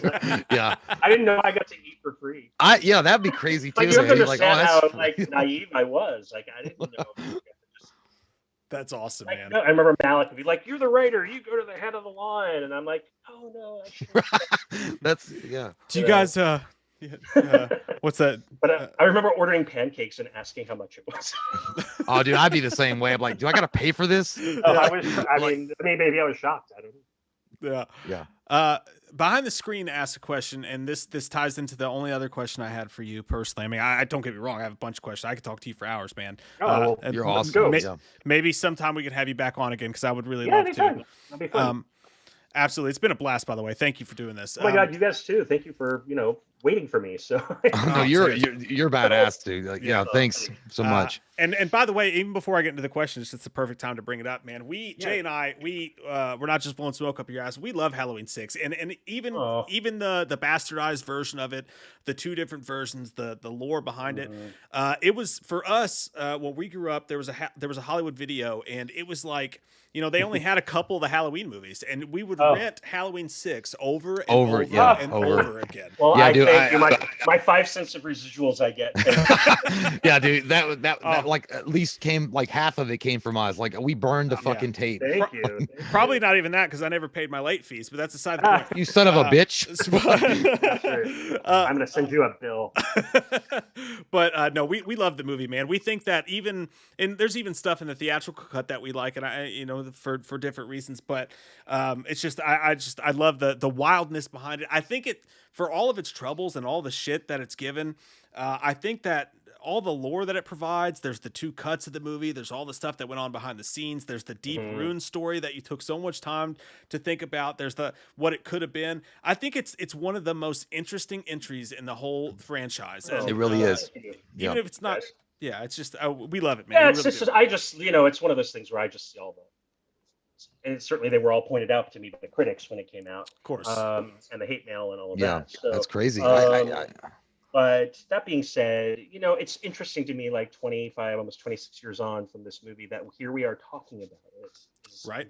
It's a classic flick, dude. I mean, there's no doubt about it. Like, I never in a million years thought I would hear anybody say that it was classic. It's classic to us, Daniel. No, I mean, it really is, dude. Like, I love that's all that matters. Yeah. Guys like you guys and guys like you are what matter to me, and that's where my heart is. It's because I'm one of you guys, and I feel like everything I did was to try to make a movie that we could all kind of get excited about, and like, hey, I remember just even on the house, I'm like, the house is 45 Lampkin Lane because they say that in Halloween 2. What department again? Here I'm the writer. Like I'm not. Yeah, man, it really was. Going to them, I'm like, can you make a little sign that says 45 Lampkin Lane? They're like, sure. And there it was. It's on the. If you look, it's on the house. Well, for all your efforts that you put in, man, you probably gave it the only. The fights that you had, you probably made a huge difference in keeping that at least on. Well, path. There are little victories that I see in that movie. That's like I see all the little. I see the many flaws of it, and it's hard for me to watch a lot of it, but. So when it's on, I'll see like a few minutes, and I'm like, yeah, I'm done. Yeah, I can imagine. Yeah, I can imagine. That movie, like I remember, like in the scene where Tommy is at the town fair, and we're kind of intercutting that with the old lady and Mrs. Blankenship, a reference to Halloween 3. that she's telling the story of the origins of the holiday, and you see Paul Rudd like making his way through this like modern fair and the small town and the hay bales and the and it's all slow motion. It's a pretty cool shot. But I remember they were not going to pay, the bean counters were not going to pay the permit to light the fire. Oh my shit! Oh my god, that's so. So can you imagine that? Yeah, it's like what? With no remember they were like a bonfire, I think it was, and there was like a bonfire. There was like just trash cans with like fire in it, and they had just lit. I'll do that shit for free. No, he did. I think it was Malik and myself, and I think one PA, and they're like, "Fuck them." And we went and lit all the fires. And I remember Malik, Akkad was like, "We're gonna have those fires." Yeah. And there, that scene wouldn't be that scene without the fires like dancing behind Paul Rudd's head. Yeah. Yep. That's to help. Well, yeah, I gotta say, man, you just. So it was like again, we were these renegade youngsters, right. Running around doing things we weren't supposed to do. But it was all those things that we did because we cared. Yeah, for us, for Mike and I, and tons of people that love Halloween 6. I mean, like, how, like it really is like you could tell when you watch the movie, like the producer's cut or any really any of it. You could tell that the person that wrote it really cared and gave a shit about the story and about the lore and about the history, and they respected it, and they tried their best to give us fans something that we had something to look forward to, and like it really is awesome, man, to have you here to talk to you. So kind of you. Because I mean, no, it's amazing. It really is. And we were kids when we rented that film, like Mike had mentioned, and dude, it really is so friggin' unbelievable to hear, like, to actually talk to you, like, because there's so many like when we were kids, Mike and myself and my brother, we would come. I was like, wow, yeah, this is what he was really going for, and this is what it's awesome, dude. But I've done so many interviews over the years and commentaries, and we finally got the producer's cut officially released a few years back, thanks to our friends at Scream Factory, and Alan Howarth was so helpful in finding the original audio, and just that was something that was meaningful to me because I got so much email. I mean, I'm not kidding, like on a daily basis. Yeah. Some fan somewhere in the world, like, when can I get this? So I think one of the biggest accomplishments of my career, for what it's worth, was getting that version released, because that was really a lot of my own just pushing in and connecting the dots, because a lot of those elements are missing, and I happen to have the serial numbers of every reel of that version, and so they were able to track it down. Yep. I gotta tell you, man, I wish that you had the opportunity to work with, because Trancas, the Akkads, they always cared and whatever. But I really wish for you that you had the opportunity to work with Blumhouse rather than Dimension. I feel like it would have been a completely different scenario. It sure would have. Yeah, and that's all I'm for sure. But maybe there's always life in Halloween. There's always life in these franchises that go on. I've been involved in the Amityville films for quite a few years now, and we've done a couple of them. And there's always seems to be these are the things that just of this generation, they just don't die. They're the modern equivalent to Frankenstein and the Mummy and all of these kind of indelible horror characters, and it's just nice to have had, a little bit of an influence on the series, but also, you just never know what will come around in the future. Maybe we will revisit a show or a web series, or who knows what form it could take. Because there's so many, like you guys were saying earlier, the medium is so much bigger now. I'd love to see the Loomis prequel, man. Really. One last thing, I was going to ask you. Never know. By the way, we love Never Sleep Again and Crystal Lake Memories. Yeah, it was amazing. It's amazing, by the way. Is there any plans or a possibility, or would you be interested in doing something like I don't know, something Evil Eternal, Michael Myers documentary, or something like that? That is the other. So between the Halloween 6 producer's cut, will it ever be released? And will you ever make a documentary on the Halloween movie? Yeah. Those are the two questions I get the most. I mean, it does, but it doesn't. I mean, the Scream Factory did so much stuff. They interviewed everyone. Yeah. For the most part. I don't know what else I could add that hasn't been done. Like, that's the reason I've kind of stayed away from it, because I don't know what more there is to say. Like, they covered so much of it that it would be like repetition. Well, I'll tell you what, man. With Never Sleep Again came out and it got released, and I got to watch it. I sat and watched like the whole what it was like 6 hours or something. That one's 4 hours. Or 4 hours. Yeah, that almost killed us. I literally watched it. I kept watching it. And I'm like, dude, this is so friggin' good. I forgot to eat. Like, that's awesome. Like, it's so good. I will tell you this: we all forgot to sleep because when we were in the midst of making that. When I tell you that we made that in the most like rudimentary, dirt poor way that you can imagine.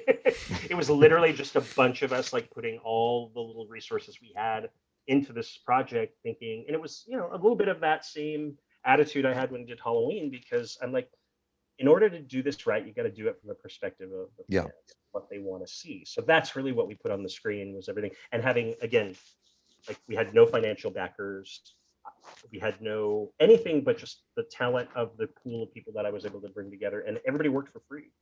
Oh wow! I had no idea. It's to this day. To me, it's the best horror documentary out there. It really is. It's brilliant. It's freaking brilliant. But followed our lead there, and there's so many different ones now. I haven't seen them all, and I'm not judging any of them, but it's funny how we started this weird trend of doing all these retrospectives. Mm-hmm. Yeah. Well, I mean, the way that, the way that you did them though, like, somehow that editing had to be a bitch, because like, oh god, I can imagine the way that you guys start at the beginning and then like slowly but surely you hit the like perfect points all the way to the end. And this is my pitch to you about the Halloween thing. I know that they did their Halloween thing, but hey, they don't have the new movies, right? So maybe after Halloween Ends is done, you do your own thing. That's what I mean. Yeah, you include the big like I said. There's always an opening in my, in the world. It's always those people who say never again, like John Carpenter. I'll never be a lion here. Right. Yeah. Yeah. So you never know what's gonna come around. And when nobody thought Jamie Lee Curtis would be in another Halloween. I mean, she fell off a roof. Right. And So she did. I don't think she was ever in her wildest dreams thinking she would ever be a part of that. Hey, Daniel, how crazy was it for you when you were doing that? Never Sleep Again documentary, and then you heard this this kind of, I'm not saying he was venomous or vitriol, but the director of Freddy 2 just did not give a shit that really about Wes Craven and his version of Nightmare on Elm Street. It had to be weird though, right? Like I don't know. I sure, yeah. I mean, 2 was kind of like weird, controversial. It's the weird duckling, the ugly duckling. Like, I mean, yeah, but I have to tell you, I'm the one that found Mark Patton, the actor from Nightmare 2. I mean, he says that I hired a private investigator. I'm like, no, Mark, I found you myself. Because I'm the guy that goes to dawn post mass and has them make mass. I got Google. Right. I don't leave stones unturned. Like, that's kind of like my friends all tell me, they're like, you should have been a private investigator. You can find shit like nobody else. Yeah. Mark Patton was not going to be found because he didn't want to be found. Mm-hmm. And that I could have literally made a documentary about how I found it. It was insane. And again, no money. I was like, Mark, we didn't have money for private investigators. Believe me. It was me unturning the most obscure stones ever to find this guy. And you were like Dick Tracy straight up. Yeah. I literally was. And I mean, this all boiled down to a rental application for an apartment. Oh, okay. Not kidding. Hey, not kidding. You know what? This goes back to the guy who asked the question about what's your recommendation for breaking into acting and shit like that. It's, you got it, like, just for this one role of this gigantic documentary, you went through all this shit. You could have made a documentary about just that one little thing, but you did it because you love it, and it takes that kind of dedication, right? There it is. Yeah. I love it. It's dedicated, and it's probably stupidity on some level, but it's also just passion for your material. Mm-hmm. You gotta love what you do. It's like, if you don't love what you do, and if again, that's why I said at the beginning, like, if it's not the only thing you can see yourself doing, then do something else, because it's too difficult. Yep. It all looks so easy when you see it up there, and it's all shining light on your screen, and it's all put together with music, and the process of getting to that is so painful that but it's also like the process. If the process is not the reward, then there really is no reward. Right. Because if you don't love doing it, then you're never going to get there. again, I think of all the long nights and all of the sleepless, and I think poor Andrew Cash, who edited. You were talking about the editing of that show. I've never seen anybody look so close to death in my life. Like I pulled his girlfriend, who later became his wife, on the show, the production manager, and I pulled her aside. I pulled her out of the room, and I said, Annette, he's going to die. Any conversation that starts with Annette. He's going to die. Because like, you're his girlfriend. You need to talk to him. He needs to step away. He needs to sleep.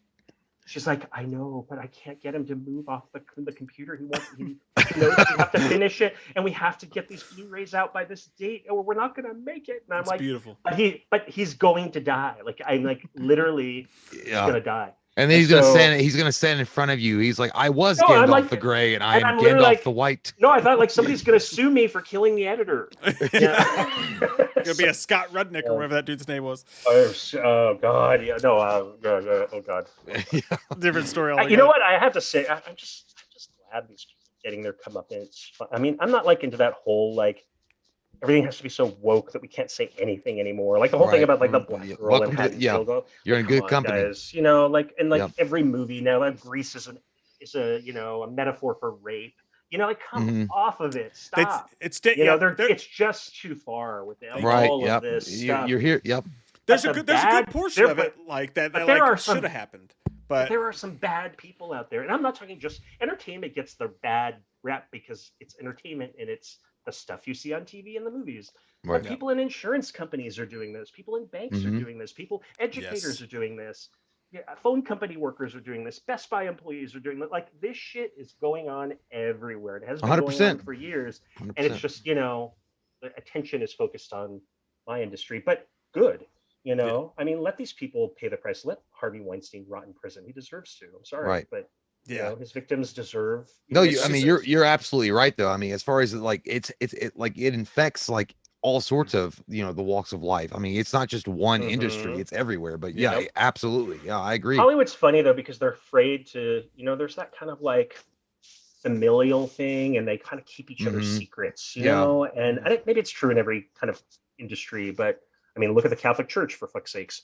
Exactly. You're telling me, Don't get me started. But let's go on down that dark road. Let's go. I know what you mean. You brought up the Scott Rudin thing, and I don't get too political, but like I know people who worked for him who have stories, but they're still remaining silent. They're all waiting to see who's going to go first. Yep.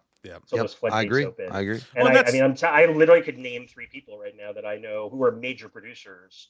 Became that because of their, working for him, and they have said nothing. And I'm like, I know for a fact that one of them got chased around by a certain producer, I'm not naming names, with a knife. Oh shit. So I'm not naming names. Allegedly. It was Michael Myers. It was Michael Myers. I shot him 6 times. It was Michael Myers.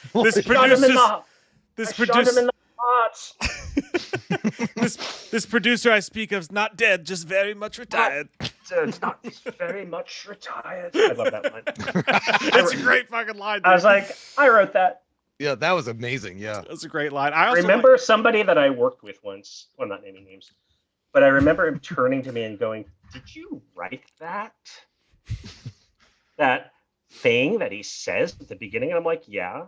Did he say it like that though? Like, no, he was literally. No, he was literally like, "Okay." That's a fucking great line, dude. I love that line. That's a great line. We quoted it all the time. Not retired, just or not dead, just very much retired. Just very much retired. That's a great line. I don't know a good line. He's pecking away at his little typewriter. Oh God. Yeah. I also love the way he goes when they do the toast together, and he's like, "Oh yeah, 2 old friends." He's like, "Old friends." I love the fact that he concentrated on that. Yeah, right. The old like friends he line. went like somewhere deep in his mind where he was just old friends. Well, old friends was the theme of the movie, though. Yeah, it's true. Later, he says after Tommy sees him at the hospital, he says, "Who was that?" It was an old friend. That whole idea was all of these characters that had run into each other before were reconnected, and that that's kind true. of the context of it, and that was kind of a buzz phrase that I used throughout the script. It was kind of like a thing that I kept recurring, like a motif that I kept repeating, was this old friends thing, because sometimes you can't trust old friends. Yeah, That's true. Yeah, true. It turned out to be true. Sometimes they turn out to be the head of a cult in the basement of the sanitarium. Where That right there.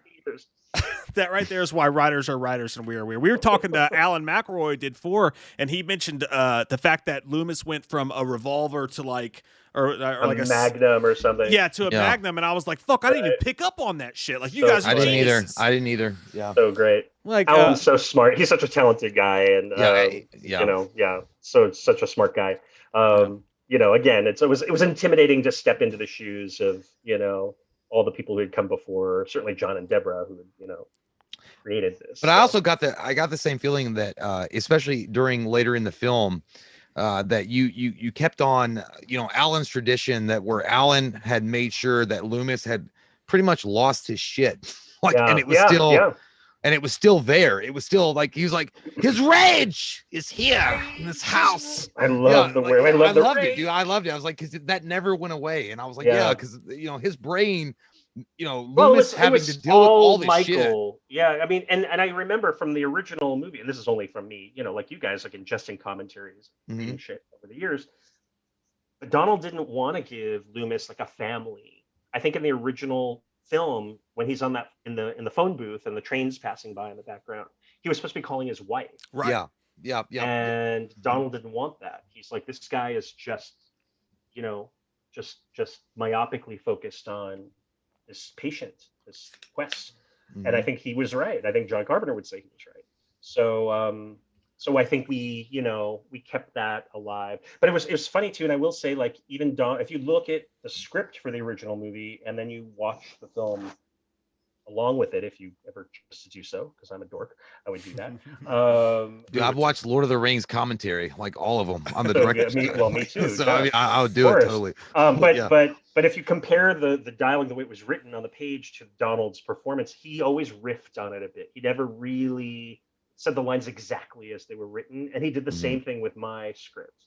You know, so the words were there, and he kind of always took it and made it, you know, into the Loomis that he created. So I love that.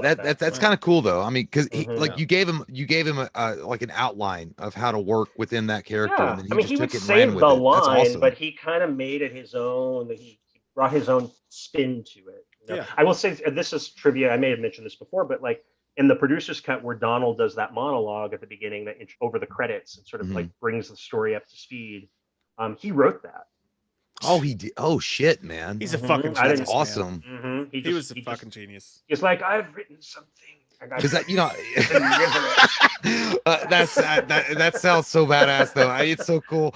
Yeah, because I remember in the they cut it. Like they cut Donald Pleasence out. How do you do that? Yeah, dude. Like in the theatrical cut, Paul Rudd's doing it. Paul Rudd, and I remember Paul Rudd going, and Paul's like, "Why am I doing this?" Yeah, it's like Donald Pleasence. You don't want to do that. Nailing it. Oh yeah, I remember Paul like being pulled aside to like record that, you know, and going like, "Wait, what?" Fucking Donald Pleasence here. Right. I mean, again, like having the respect for this man that we all understand, and the people around going, well, no, you know, we want to change it, you know, so they had rewritten it, and they're like, well, you know, you'll do it. I love when you talk about like why Paul Rudd wasn't happy, that's why. Yeah, I could see that now for sure. Like I get it, but I mean, yeah, man, I could imagine Donald Pleasence. I have written, and again, talking about being great. selfless actor like that Paul Rudd is that saying, jeez, I'm not worthy of this. Like this is Donald Pleasence's thing. Like he's the one that like I defer to him. Like, and why are you kicking him out of the movie? The man's not around to defend himself. That's so. I think that, you know, like they had just butchered your script so badly at that point. I guess they were like, well, we got to tie Paul Rudd and Tommy into this in as early as we can.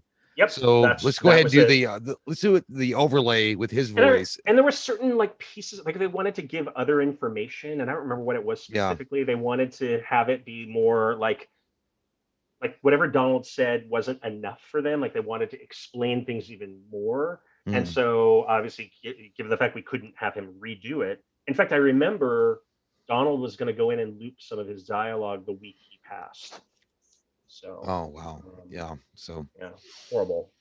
Such a loss. But you know what? I have to say, like one of the cool things about 6 is that it's the last of the Loomis, the real Loomis. It really is. movies. It really And is. Yeah. I hear rumbles that there will be some Loomis references in the next movie, but it's not really. Yeah, it won't be Donald Pleasence. No, and I feel like I like having that.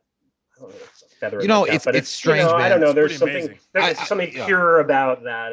Like you guys were saying, it's part of that original kind of chronology of Really films. is. So yeah. And And yeah, and it's really strange.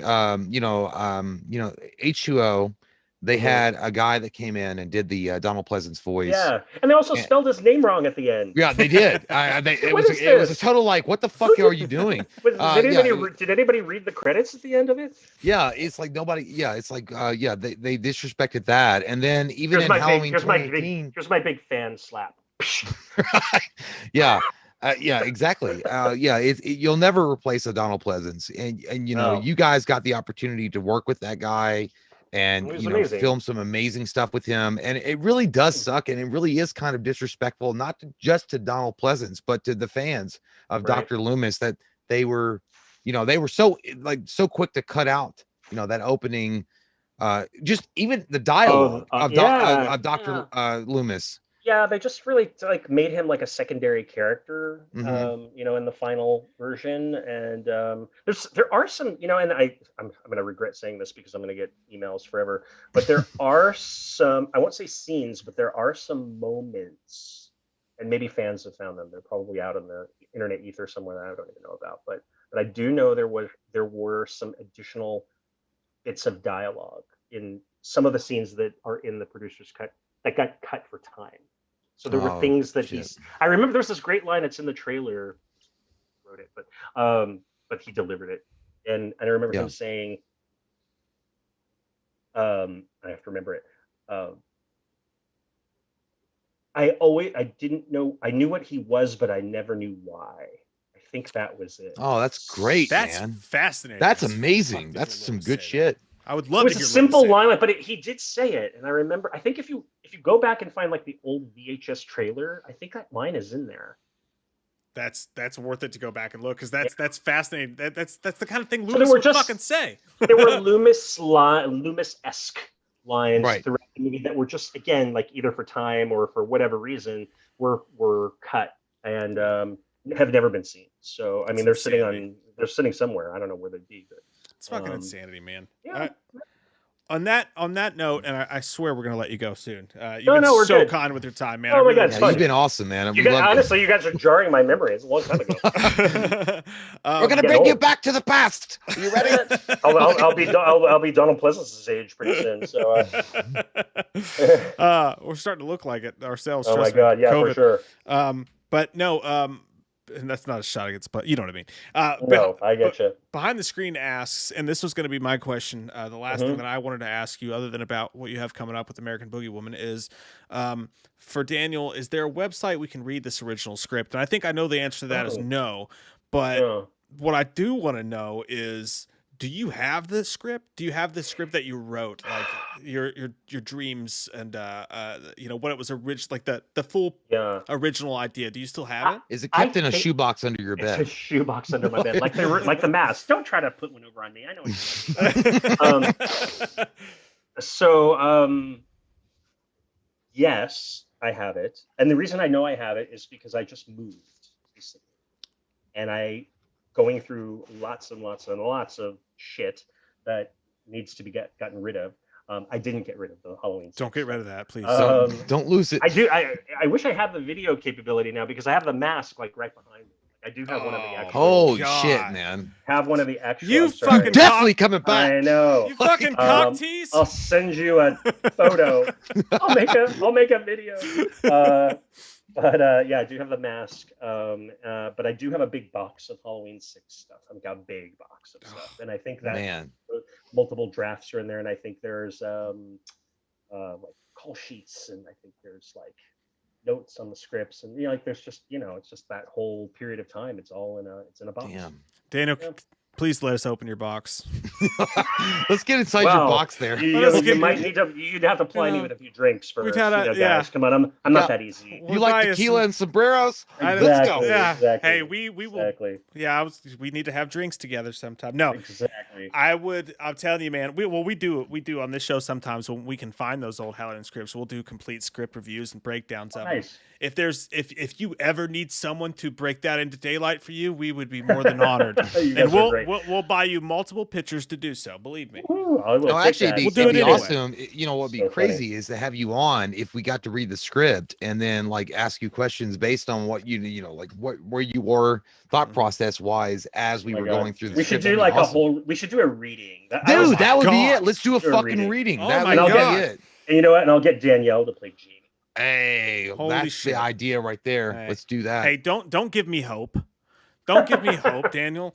It's funny, Danielle and I are friends, and I'm just so grateful that we came out of that as pals. And she's done a couple of movies with me, like things that I've written and produced, and she's just jumped in and just been so gracious and great. And we laugh now about what happened, but I think there's still part of her that's kind of like fuck. But I would say so. She did a movie that I co-written called Havenhurst a few years ago, and she spent the whole day like running around and screaming. And she called me after she did her scene, and she was like, "It's Danielle, and I've been screaming all day." But she like totally lost her voice. But I remember her saying like, "You know what we need to do? We need to." She's fun. She said, I like when she's tied with her potty mouth, but she's like, "You need to fucking get that. I've got this fucking Canon 7D, and we're gonna shoot all those scenes with Halloween 6. I'm gonna put a fucking baby in my under my thing, and we're gonna run around, and I'm gonna have that baby." Let's get it going. Yeah, oh, man. Boom. I would love to. Yeah, we've tried. I've sent out. Let's get a table read going, guys. That would be. Well, you know what? I mean, since we're all locked down, I have nothing else to do. We should. Exactly. Yeah, we'll all do it. I'll just call the whole. I'm like Paul. Are you busy tonight? Because we're gonna be reading.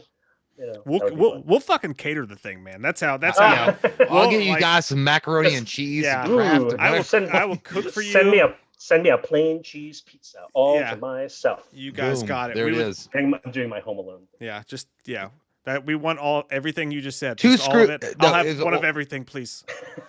Right. 2 scoops. Make it 3. I'm not driving.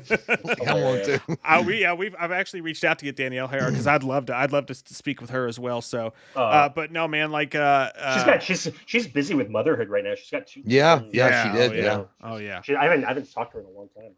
Yeah. We really appreciate the stuff she's done too, and appreciate everything that you've done too, man, and all the time you spent with us tonight. And for sure. Whether it's that script or not, I don't know. Either way, we would talk to you. We would talk to you just like this anytime you want, dude. I've had a fucking blast. Hey man, you've been awesome. Yeah, you've been amazing. Guys. Thank you so much. Sorry, I was just rattling on there for a while. No, dude, we loved it.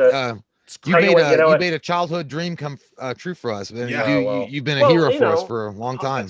Very kind of you, but Halloween 6 was a childhood dream come true for me, and I look back on that time with fondness and a little frustration, but I think mainly it's like, holy shit, right? Like, how lucky was I to be there, to be a part of that, and to let that launch a career that somehow, some way, has lasted a quarter of a century for me. And believe me, I never for a minute take any of that stuff for granted, and I just keep kind of like rolling with stuff that means something to me. And some of my later stuff has been a little controversial for some people, but I know the reasons I got involved in it and told those stories, and that's probably another podcast. But yeah, so I've got a couple of new movies coming out in the next few months, and I'm excited.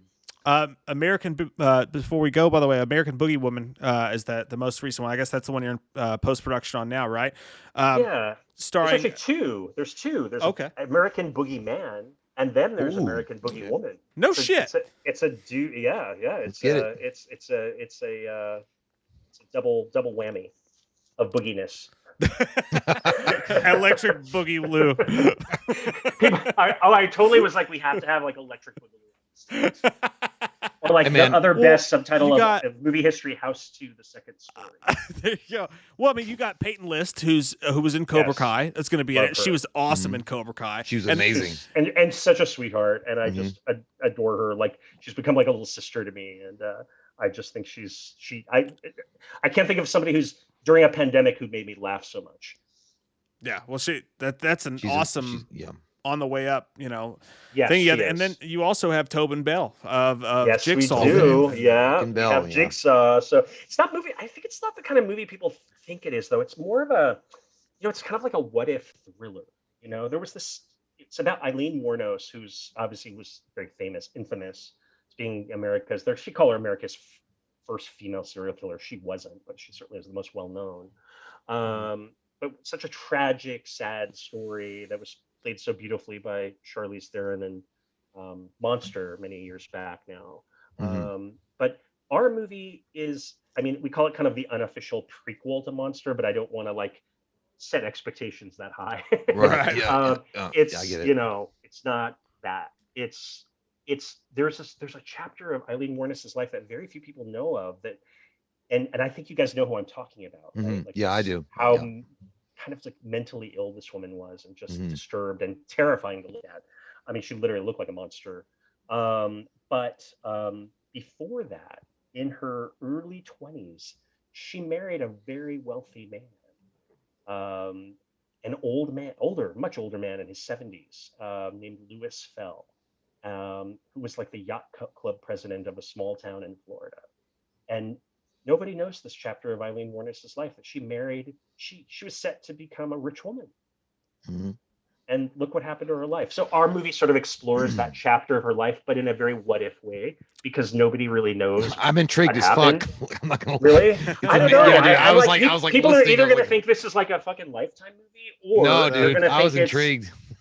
Well, it's going to be in theaters. That one's going to come out in September through Fathom, who does like those kind of like special event screenings. But it'll be on 600 screens, I'm told, in mid-September. And prior to that, the month before that, we have American Boogeyman, starring Chad Michael Murray as Ted Bundy. Oh shit! Okay. As Ted Bundy. I can kind of see it. I know there have been a plethora of Ted Bundy movies and documentaries of late, but one of the things that troubled me, I have to say, to be honest, was that these other movies, I'm not naming names, it felt like they were kind of glamorizing Ted Bundy. Yeah, that's true. And I'm like, the wait Netflix a minute. thing. I'm like, this guy wasn't like this showman and misunderstood good guy. Dude, yes. Just what is this? So I wrote this thing, and I'd had the idea for this for a while, but it gave me the impetus to write it, and I called it American Boogeyman, and because that's what he was. Yeah, exactly.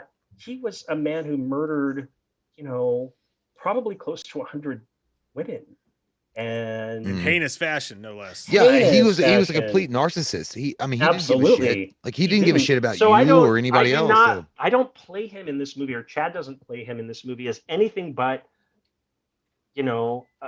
sort of an avatar of pure evil. Like he is like, you do not want to get in the car with this guy. You do not want to have him move in next door to you.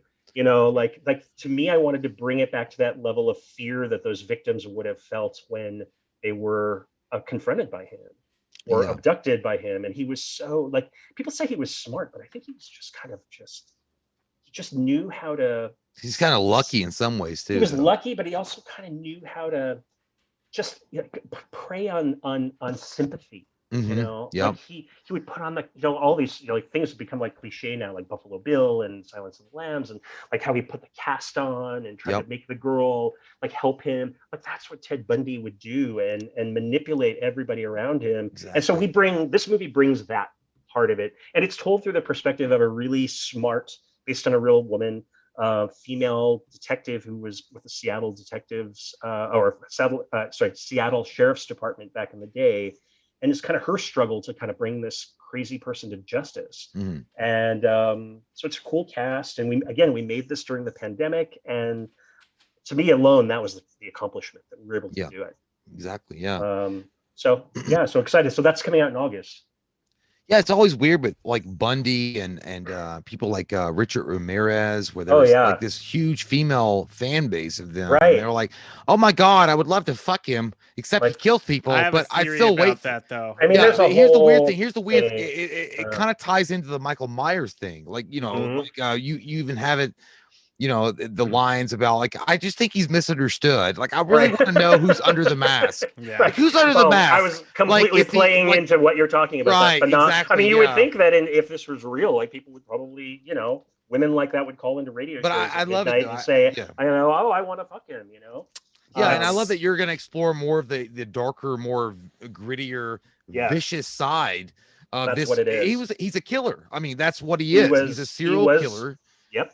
Yep. And I think to sugarcoat that in any way is the wrong thing. We also have Exactly. Lynn Shay is in the movie, and Oh, nice. playing Bundy's mother, and she's pretty fucking phenomenal, I have to say.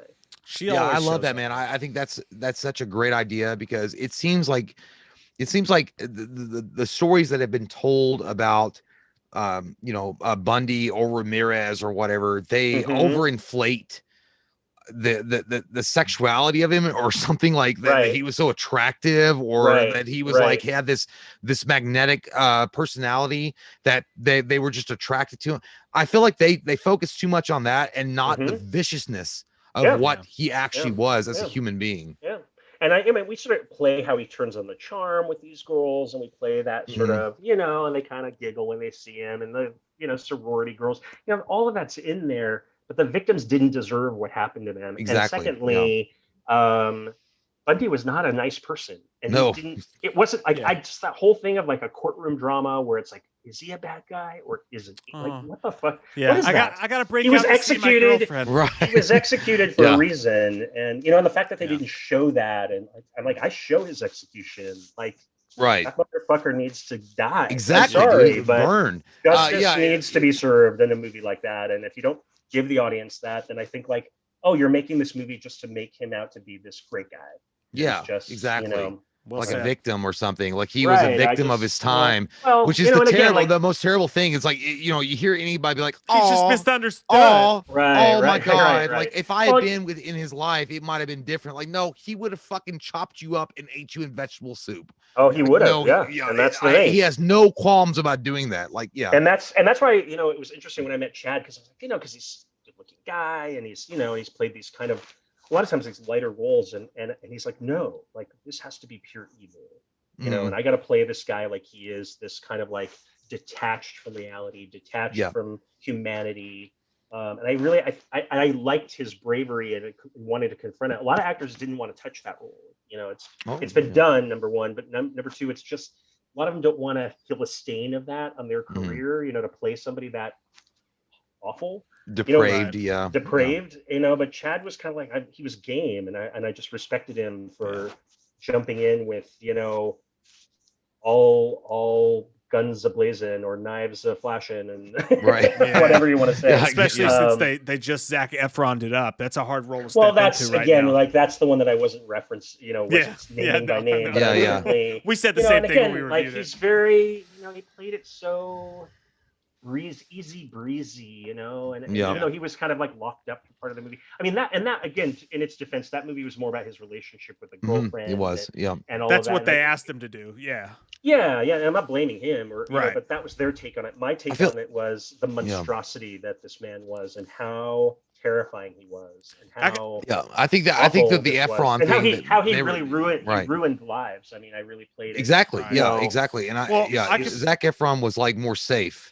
If you do that, it's safe. I could picture a studio head somewhere going, "We can't show Zac Efron fucking a corpse. Are you serious?" Right. You know what I mean? Like, and things being fair, I didn't show that either. But there's some scenes in it that are very like get into this guy's head and sexual fantasies that he had, and he was like obsessed with like bondage porn and all this stuff. And hey Daniel, did you ever watch The House That Jack Built?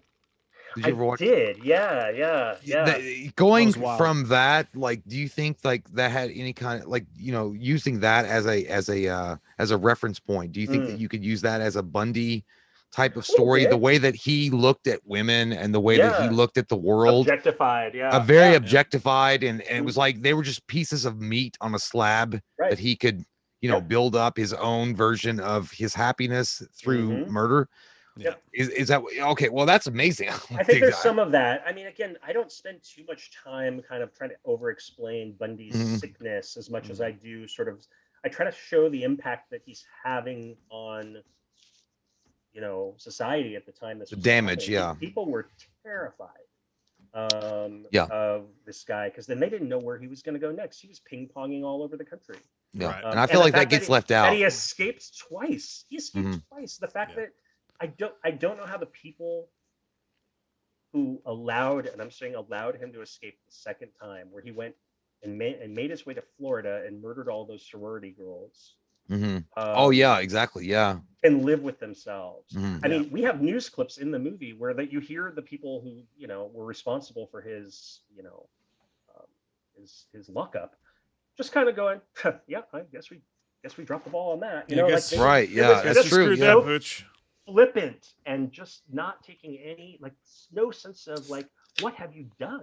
Yeah, exactly. What have you fucking done? What have you? It's like Loomis. What have you? You've let him out of here. You don't have a police force. You don't have a police force. And I mean, I guess maybe a little bit of my Halloween, obsession, makes its way into this movie because of the boogeyman quality. That makes sense. But in a way, he was that. Yeah, he exactly. Was kind of like a real life Michael who terrorized young girls and yet, and I'll borrow a cue from Jamie Lee Curtis, but you have to, in a way, take responsibility for horror films and how they impact victims' lives and the trauma that leaves on people. And so our movie kind of focuses a little bit on that. Ted Bundy had a very blank, pale, emotionless face. Exactly, yeah, and had all this evil behind the eyes. He did, and that's exactly what it is. That's the how he got difference in is there. he walked around without a mask, but the mask was pure. It was that smile, right? That but did devilish, thing that he did, and in fact, there's a psychiatrist that comes in and kind of analyzes him in the movie, and it's very Loomis-like. In fact, I used the some of the Halloween score in that, and we all just kind of chuckled. Holy shit, man! That's awesome. Yeah. That's awesome. In fact, I have our female detective. This is my one Halloween visual reference in the movie. You guys will. I shouldn't even tell you, but you'll pick it out anyways. She's wearing at the end of the movie. She's wearing a Loomis trench coat. Oh shit! Nice. Man. That's awesome. Yeah. Nice. Well done. So I was like, we got our female Loomis in this movie. That's beautiful, man. Dude, thank you so much. You've got to pee. You guys. I know you have to pee right now. No, but I drink a lot of water during this. Oh, wow. Yeah. Yeah. We didn't drink. So far, water, I'm holding out the. So far, I'm not. This has been amazing, man. Thank you so much. It's been such an honor to talk with you. You too. Yeah, we would love to have you on again, and please. I just feel like we're hanging out with a bro. You know what I mean? Like we all are like fans of Halloween, dude, bro. How it is, I mean, if we're ever in the same place, all at part the of the same time, posse. Yeah. Right, we are. Yeah. And if we're ever in the same place, same time as you, man, we'll be happy to buy you a beer to say thanks. And thank you. Also, take you on it. As the movies get closer to come out, if you want to come on and promote it, we'd love to have you on. Sure. And, that'd be fun. And just one more time, if you do break out that script, we're here. Well, we'll have to think about that reading if I can. He'll think about it, Mike. God, get off his fucking ass. We're your guys. Just don't forget us. Jesus Christ. Hey, he's thinking about it. Hey, Akkad called you 5 years later. Okay. That's right. You call us 5 years later. We'll be old and fucking way fatter. A call that I'm hey, glad can we get that script? Right. I mean, you'll be wheeling me into the room. But anyway, guys, have a good weekend. Stay safe. Hey, man, you too. Thank you for having me on. I really appreciate it. Hey, thank you so much, man. Have a great night. Take care, guys. Guys, we will be right back. We're gonna go take a pee break, and we'll come back to review Mortal Kombat right quick. That was awesome. That was amazing. Awesome, that was amazing. Dude. What a great guy. What awesome an amazing dude, guy. Was cool. I am so horny for his kids. Wait, not his kids, but I want to. I would have his kids if I were a woman. If I were a woman, is what I meant to say. Okay, you can calm yourself down. Okay? Way to ruin it. You blew it. You're not gonna cancel culture me, and you're not gonna twist this out of fucking proportion. I meant that if I were a woman, I would have its children. Anyway, we'll be right what back, what a great interview. Bye. Yeah, we'll be right back. Oh, where's the fucking? Why can't I get that picture to go away? There it is.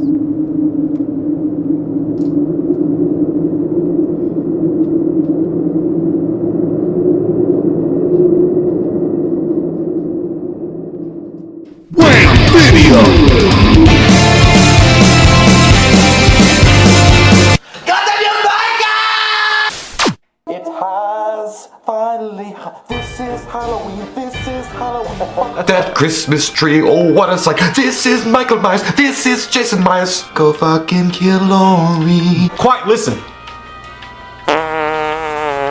Death is in the ass shaft! It's time to pay, Mac! It's time to fucking pay. It's time to stop now, Mac. My name is Dave, and I've been standing here for 5 minutes. Will you please check me out? Fuck!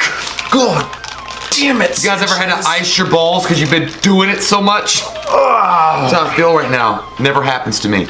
You know what? Forget it. I'm out of here. Now I am the master. Bruce Leroy! Oh shit! Dude, that was fucking. You thought the first. This one. That was fucking better than. You know what? Yes. In the Godzilla trailer, when Godzilla breathes out blue fire, like that's how I feel right now. And then when out of his dick, Tywin Lannister's like, yeah, long live the king. Oh my fuck! Yeah, I felt like I just got shot while I was on the toilet, so that was a good reference. It was kind of perfect. Yeah. It was kind of fucking perfect. It's like if WCW was bringing back Monday Nitro. I feel like I'm watching Monday Nitro. It was so fucking. And Sting is in the goddamn Raptors. He's gonna take down the outsiders.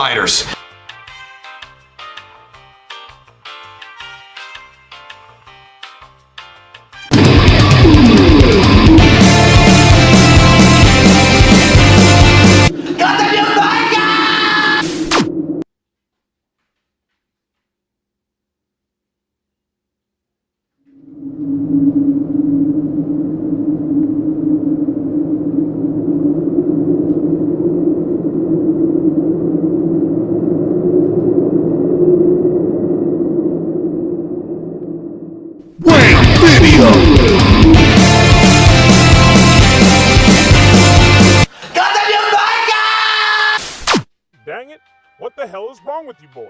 I've asked you 4 times to find me a damn copy of Ice Age 11 for my daughter. Now tell me, who the hell do you think you are? I'm Jay. I'm Mike. We're like fucking Iron Man, Deadpool, and some George Carlin all thrown in there, but not as talented. We're that dude out in the streets with the gold watches. We're always on the corner trying to hawk some shit. Yeah, we're like the guys that like bounce the sign up and down from Little Caesars. Like, come on, get that $5. $5 pizza. We always got hot and readies for you. You fucks! Don't worry, sweetie. You two shitheads ain't heard the last of me. Whoa! Holy shit, dude. They're overcompensating like a motherfucker. I love it. I feel like CC, finally it has happened to me right in front of my face, and I just can't deny it. Hey, what are you doing? You didn't do any hard work today. You sat in your room. What the fuck is that mask? You look like Robert Pattinson. You disgusting Nancy boy. The haircut looks great. Why don't you go back to San Francisco? What the fuck? You gonna kiss me or kill me? Yeah, you don't know. That's what I'm saying. That's creepy. Oh, I like it though. Somebody's on their period. And by the way, that guy had a shriveled ass arm, and he reminded me of the dude from Scary Movie 2. He's like, stop the shit out of it! Take my strong hand, child! Shut up! So everybody made fun of him because he came out butt first. Well, I mean, why not? You never go ass to mouth. He was born in prison. It's like, he was already used to the atmosphere.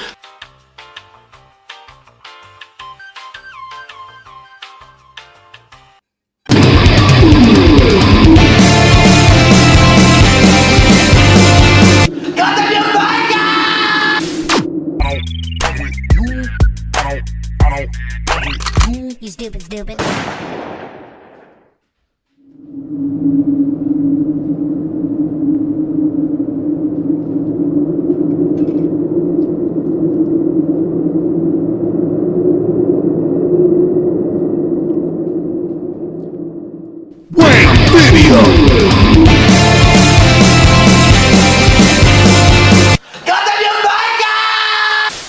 Oh God! Just take a look. It's in a book. Dark faded shit.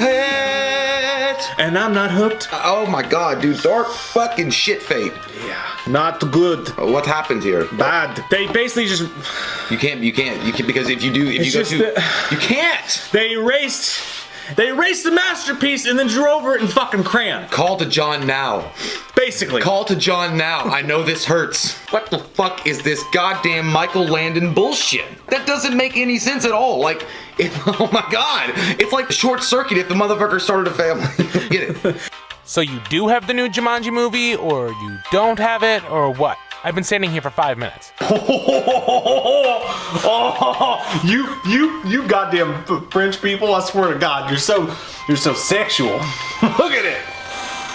Okay, you know what? I'll just rent it online. Thanks, guys. Dude, oh man, you look like fucking Rob Thomas from fucking Matchbox 20. Like I said, sexy. That's not really. It's 3 a.m. I must be lonely. Oh, bam, looking for my next year. I wish the real world would just stop hassling. I like that tie though. I wish I had that tie. Michael, you know what, Michael? I'm gonna let you do something different. Use your knife. Oh. Oh. Well, we fucked this shit up. Goddamn you, Michael! Put down the knife. Okay. Sorry about that, Steve. Michael is learning how to learn with Ginsu knives. Anyway, I don't think anything was damaged. Dr. Sleep. He puts them to sleep every time. Not just them, when I'm reading, when I'm talking to them, when I'm trying to be nice to them. But again, the action looked cool, and I was intrigued a little bit by the plot. I want to see it. I mean, I love Terminator, so I definitely want to go check it out. But they took a beloved character, an established character, and ruined the fuck out of that shit with a torpedo twisty and ripped it off. Ripped your heart out of your fucking chest. Like, I don't understand, like... I will just say it looks cool until you find out exactly what they fucking pulled, and you're like, this is bullshit. Someone's gonna be smoking their pipe and be like, women can shoot guns? I believe that you are referring to a picture book that you once saw in a National Geographic magazine. It was a strange island that we had never come across before, and they let the women throw spears.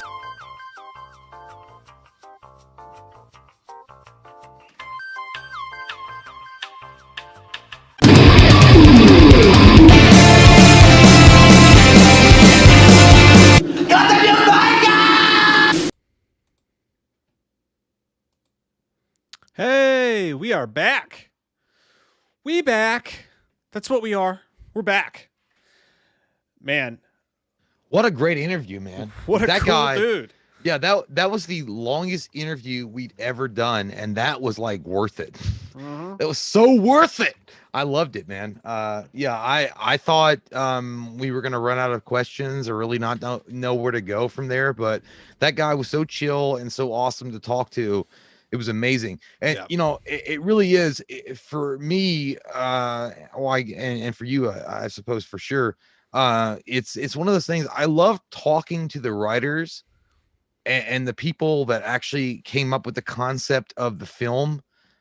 I mean, and I'm not saying anything. I'm not saying that we would never talk, you know, because we talked to Mike Nelson and things like that, directors, but I love talking to the writers, like the ones where it originated in their brain and really pick apart what they were thinking at that time. Yeah. I think that's the best part. I love that. I love that. Totally agree, man. Like that, and writers are unsung. Like it's like Alan told us. Like he's like, you know, you guys give a voice to the writers, and that's awesome because I feel like that's some of the most interesting stuff because they're the ones coming with the ideas behind everything. And dude, what a great guy! Like awesome. I asked him for like a half an hour. Like he stayed for 2 hours, and just what a fucking cool dude, man. And I think awesome. He would have. I think that crazy fuck would have gone for 3 or 4. Yeah. I think he was. I hope he was having a good time. I assume he was.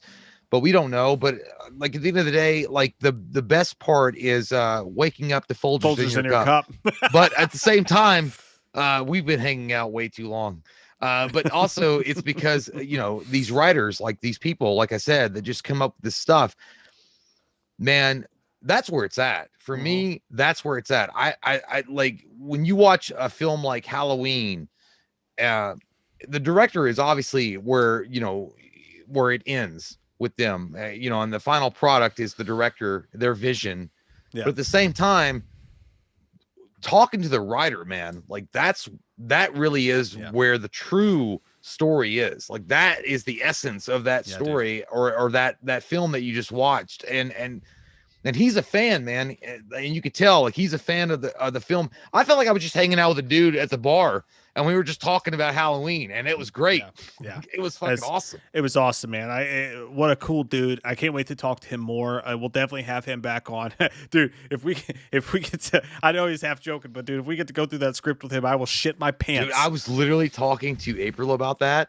If we got to sit down and do a table read with him, Danielle Harris, and you and I, and just if that's all it was, hey, just why four stop of there? us. Let's throw Paul Rudd in there too, baby. Let's do it. Yeah, if Paul fucking Rudd comes on here, and I'm not even gonna talk to you about your MCU career.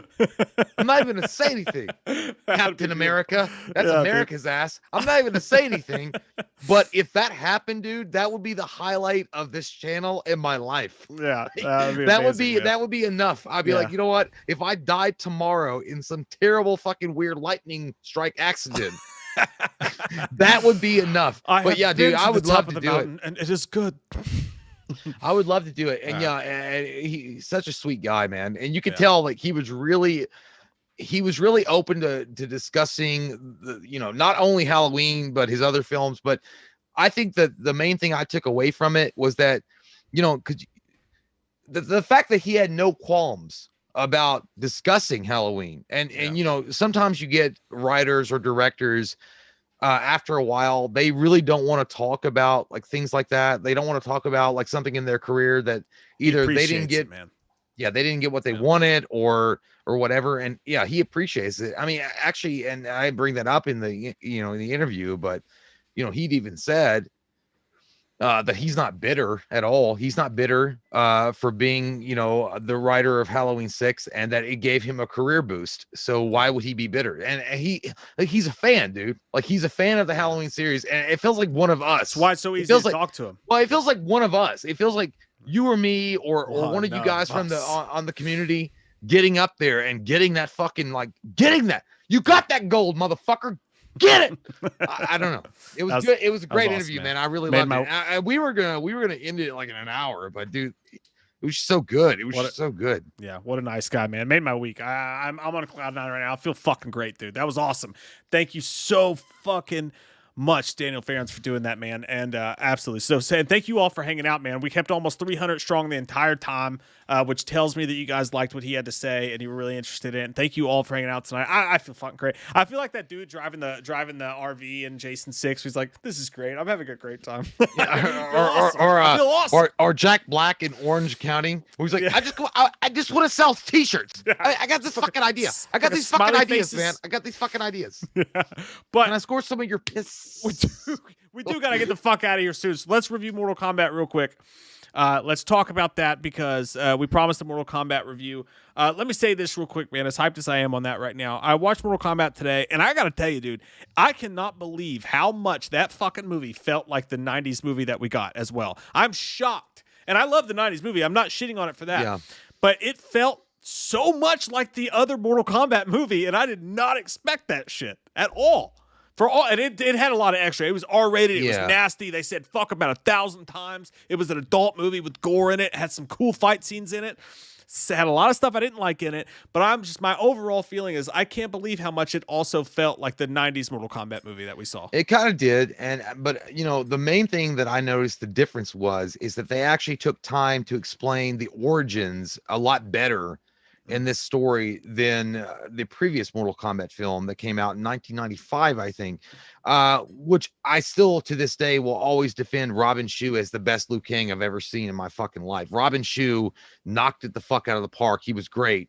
But nonetheless, I do like that they actually went through Scorpion's origins and the reason for the hatred for Sub-Zero. And I'm not going to spoil this for you guys. Look, I grew up on Mortal Kombat. I love Mortal Kombat. I know the history and I know the lineage.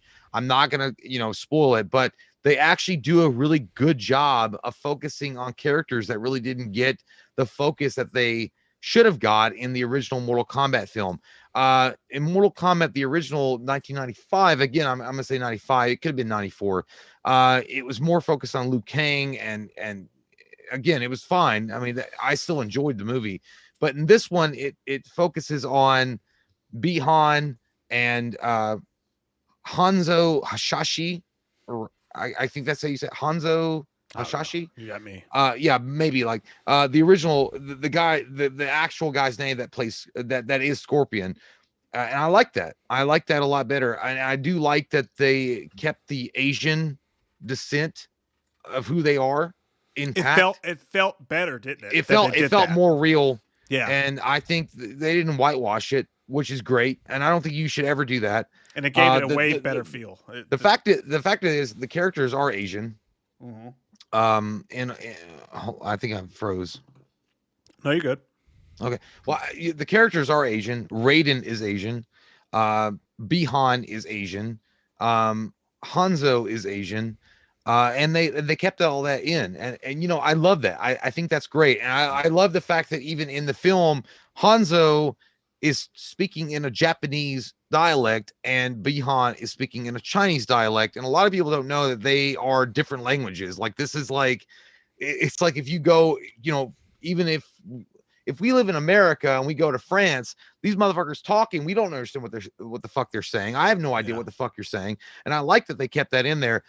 I really do. I appreciate it. And I think it was a good touch. Well, there was even that one scene where he's like, I don't understand what you just said. I love that. Yeah, exactly. And I like that they speak their own language. I like that. For some reason, that's always made for me like a more enjoyable movie when they keep the roots of the character alive. And the facts is like Hanzo is Chinese and Bihan, or no, I'm sorry, Hanzo is Japanese and Bihan is Chinese, and they don't speak the same language. They just don't. I didn't like the main guy though, man. I'm gonna be honest with you. Cole was one of those guys. He was a filler. I feel like Cole was a filler for Johnny Cage. Right. And I think everybody wanted Johnny Cage, but you know, you gotta have a filler. And from what I understand, and we're not gonna spoil the movie here, okay? The movie plays pretty well. I think the movie was pretty good. The music was pretty dope. And the fight scenes were choreographed really fucking well as well. I enjoyed it. But I will say Cole Young is a filler for Johnny Cage. And yeah, I get why they did it I get it. But at the same time, I'm kind of like, you could have just put Johnny Cage in it and nobody would have cared. I think that everybody would have loved it. What he felt like to me was, remember Kickboxer Retaliation, where they brought Jean-Claude Van Damme back to be the trainer? And that movie felt like, it just felt sort of made for TV or made for VOD-ish. All the stuff with Cole, I felt that way. When they brought out his armor and it was that gold thing and it was the fire. I didn't like that. I really didn't like that. We waited all this time for this? His power's a fucking chest plate? Bro, like, what the fuck? I didn't like that at all. And the actor, it's nothing against the actor. He was fine. It was just like, that was not, you're going to centerpiece the whole movie around this guy. And he just kind of seems like a character that would have been in Kickboxer Retaliation, one of the late VOD versions of it. When everything around him was so good and so special, I didn't like that. I didn't like that the end scene, as cool as the fighting was, I didn't like that it took place in a fucking frozen UFC ring. Like, there was little shit like that I didn't like. I felt like, from the opening when they had all the awesome martial arts that were going around and all the really good scenes that were going on. Look, the fight scenes were great. They were choreographed well. I think they were just a little bit overhyped for what they ended up being. I was hearing people say these are the greatest fight scenes in the history of movie making and shit like that. A little bit overhyped, but still pretty good. I love the realism they added to Scorpion. I like the Scorpion story. I like this. The actor who played Sub-Zero was fucking dope. T-1000 badass motherfucker. I loved him. Yeah, he was great. Awesome. And Kano, dude, fucking hilarious. Like, Kano was the best. You know, honestly, I never thought I would say that, but Kano is like the best part of the film. He really is. And I know they use Cole Young as our vehicle, the people that are watching into the realm of Mortal Kombat, but I would have used Kano, because Kano is like exactly what we were all thinking. Like, when he meets Raiden, he's like, "Hey Gandalf, what's my power?" And then and then he's like, when he's fighting Liu Kang, he's like, "No fucking Harry Potter shit." Like, he's hilarious. I love him. But at the same time, Scorpion and Sub-Zero, the whole thing that went down with them and how they portrayed it at the beginning of the movie, I thought it was going to go a different way. I really did. And it really doesn't go that way, but I feel I give it a pass, man. I really do. I don't think it was bad at all. yeah, they give good transition to that scene with Cole Young. Mm-hmm. And I gotta be honest, when I was watching the beginning of the film with Cole Young and the UFC thing and whatever in the octagon, and I got a real awesome, I got a fucking bad, I got a slight chubby boner, I like for fucking Bloodsport or Kickboxer. I kind of felt that. I kind of felt it a little bit. Do you Not know- as much as it should have been, but it was there. It was there. They missed And an I'm like- opportunity, I feel like. and yeah, I was kind of thinking like, man, this is like when he was trying to take on Tong Po, and it just didn't like have it or something. I don't know, or Chung Lee. But it was all there, man. And the actors, everybody played a pretty good part. I think there was some I know this might be surprising to some of you, but I think the guy that played Liu Kang was a little bit too much emphasized. I was like, dude, stop. He had to get this close to everybody's face and be like, you need to train like, now. Actually, when he puts his hand on Jax and he does that like thing like that, and Jax goes, the fuck? I was kind of the same way with when I saw Liu Kang. Because listen, Robin Shue did such a great job with Liu Kang, like bringing him like an actual element to him that he's like, I know that I'm the chosen one or like that, but not so much like he almost seemed like a booty licker. Like he was a brown nose, in a lot of ways. And I know, that's kind of the version of Liu Kang in some aspects, but I just feel like it was too much. In some ways, it was just too much. I was also way more of a fan of the original Mortal Kombat Shang Tsung than I was in this one. The original Shang Tsung I thought was scary, kind of fucked up. He looked like he did weird shit in the bedroom. This just kind of looked like kind of like the Queen, like walked out like I'm high on stature, but I'm not really that badass or scary. Like he just came out with his fucking bun or whatever. And then what's the guy's? Oh God, I can't think. Goro. Cabal's fucking hilarious. Like I like Cabal. I love Cabal. Yeah, Cabal's good. The way they did him was really cool and inventive. You'll love Cabal. Oh shit! Is that a spoiler? No, he's in the trailer. They showed him before. I saw stuff about right. But Goro, I'm disappointed in Goro. Look, I'm disappointed in what they did with Goro. I felt like it was a waste. And also, I really prefer for as much fucking practical effects and the fighting and all the effort they put into making it all practical, to have Goro be so CGI looking was really disappointing to me. And the way his story plays out, I was like, oh, what a waste for me personally. I thought Goro could have been so cool. Look, man, you're talking about Prince fucking Gorgo, okay? Yeah. The champion for Outworld for however many generations, and yeah, they do kind of treat him like a throwaway character in some ways. I don't know, it's kind of weird. And then even we can't give away spoilers, but even after certain things happen, the way they handle that situation with Gorgo, it's like, but what I like the best. There's two things. I really do honestly like how much time they focused on Bihan and Shashi, Hanzo, because arguably Scorpion and Sub-Zero are the most popular characters in Mortal Kombat. I mean, they really are.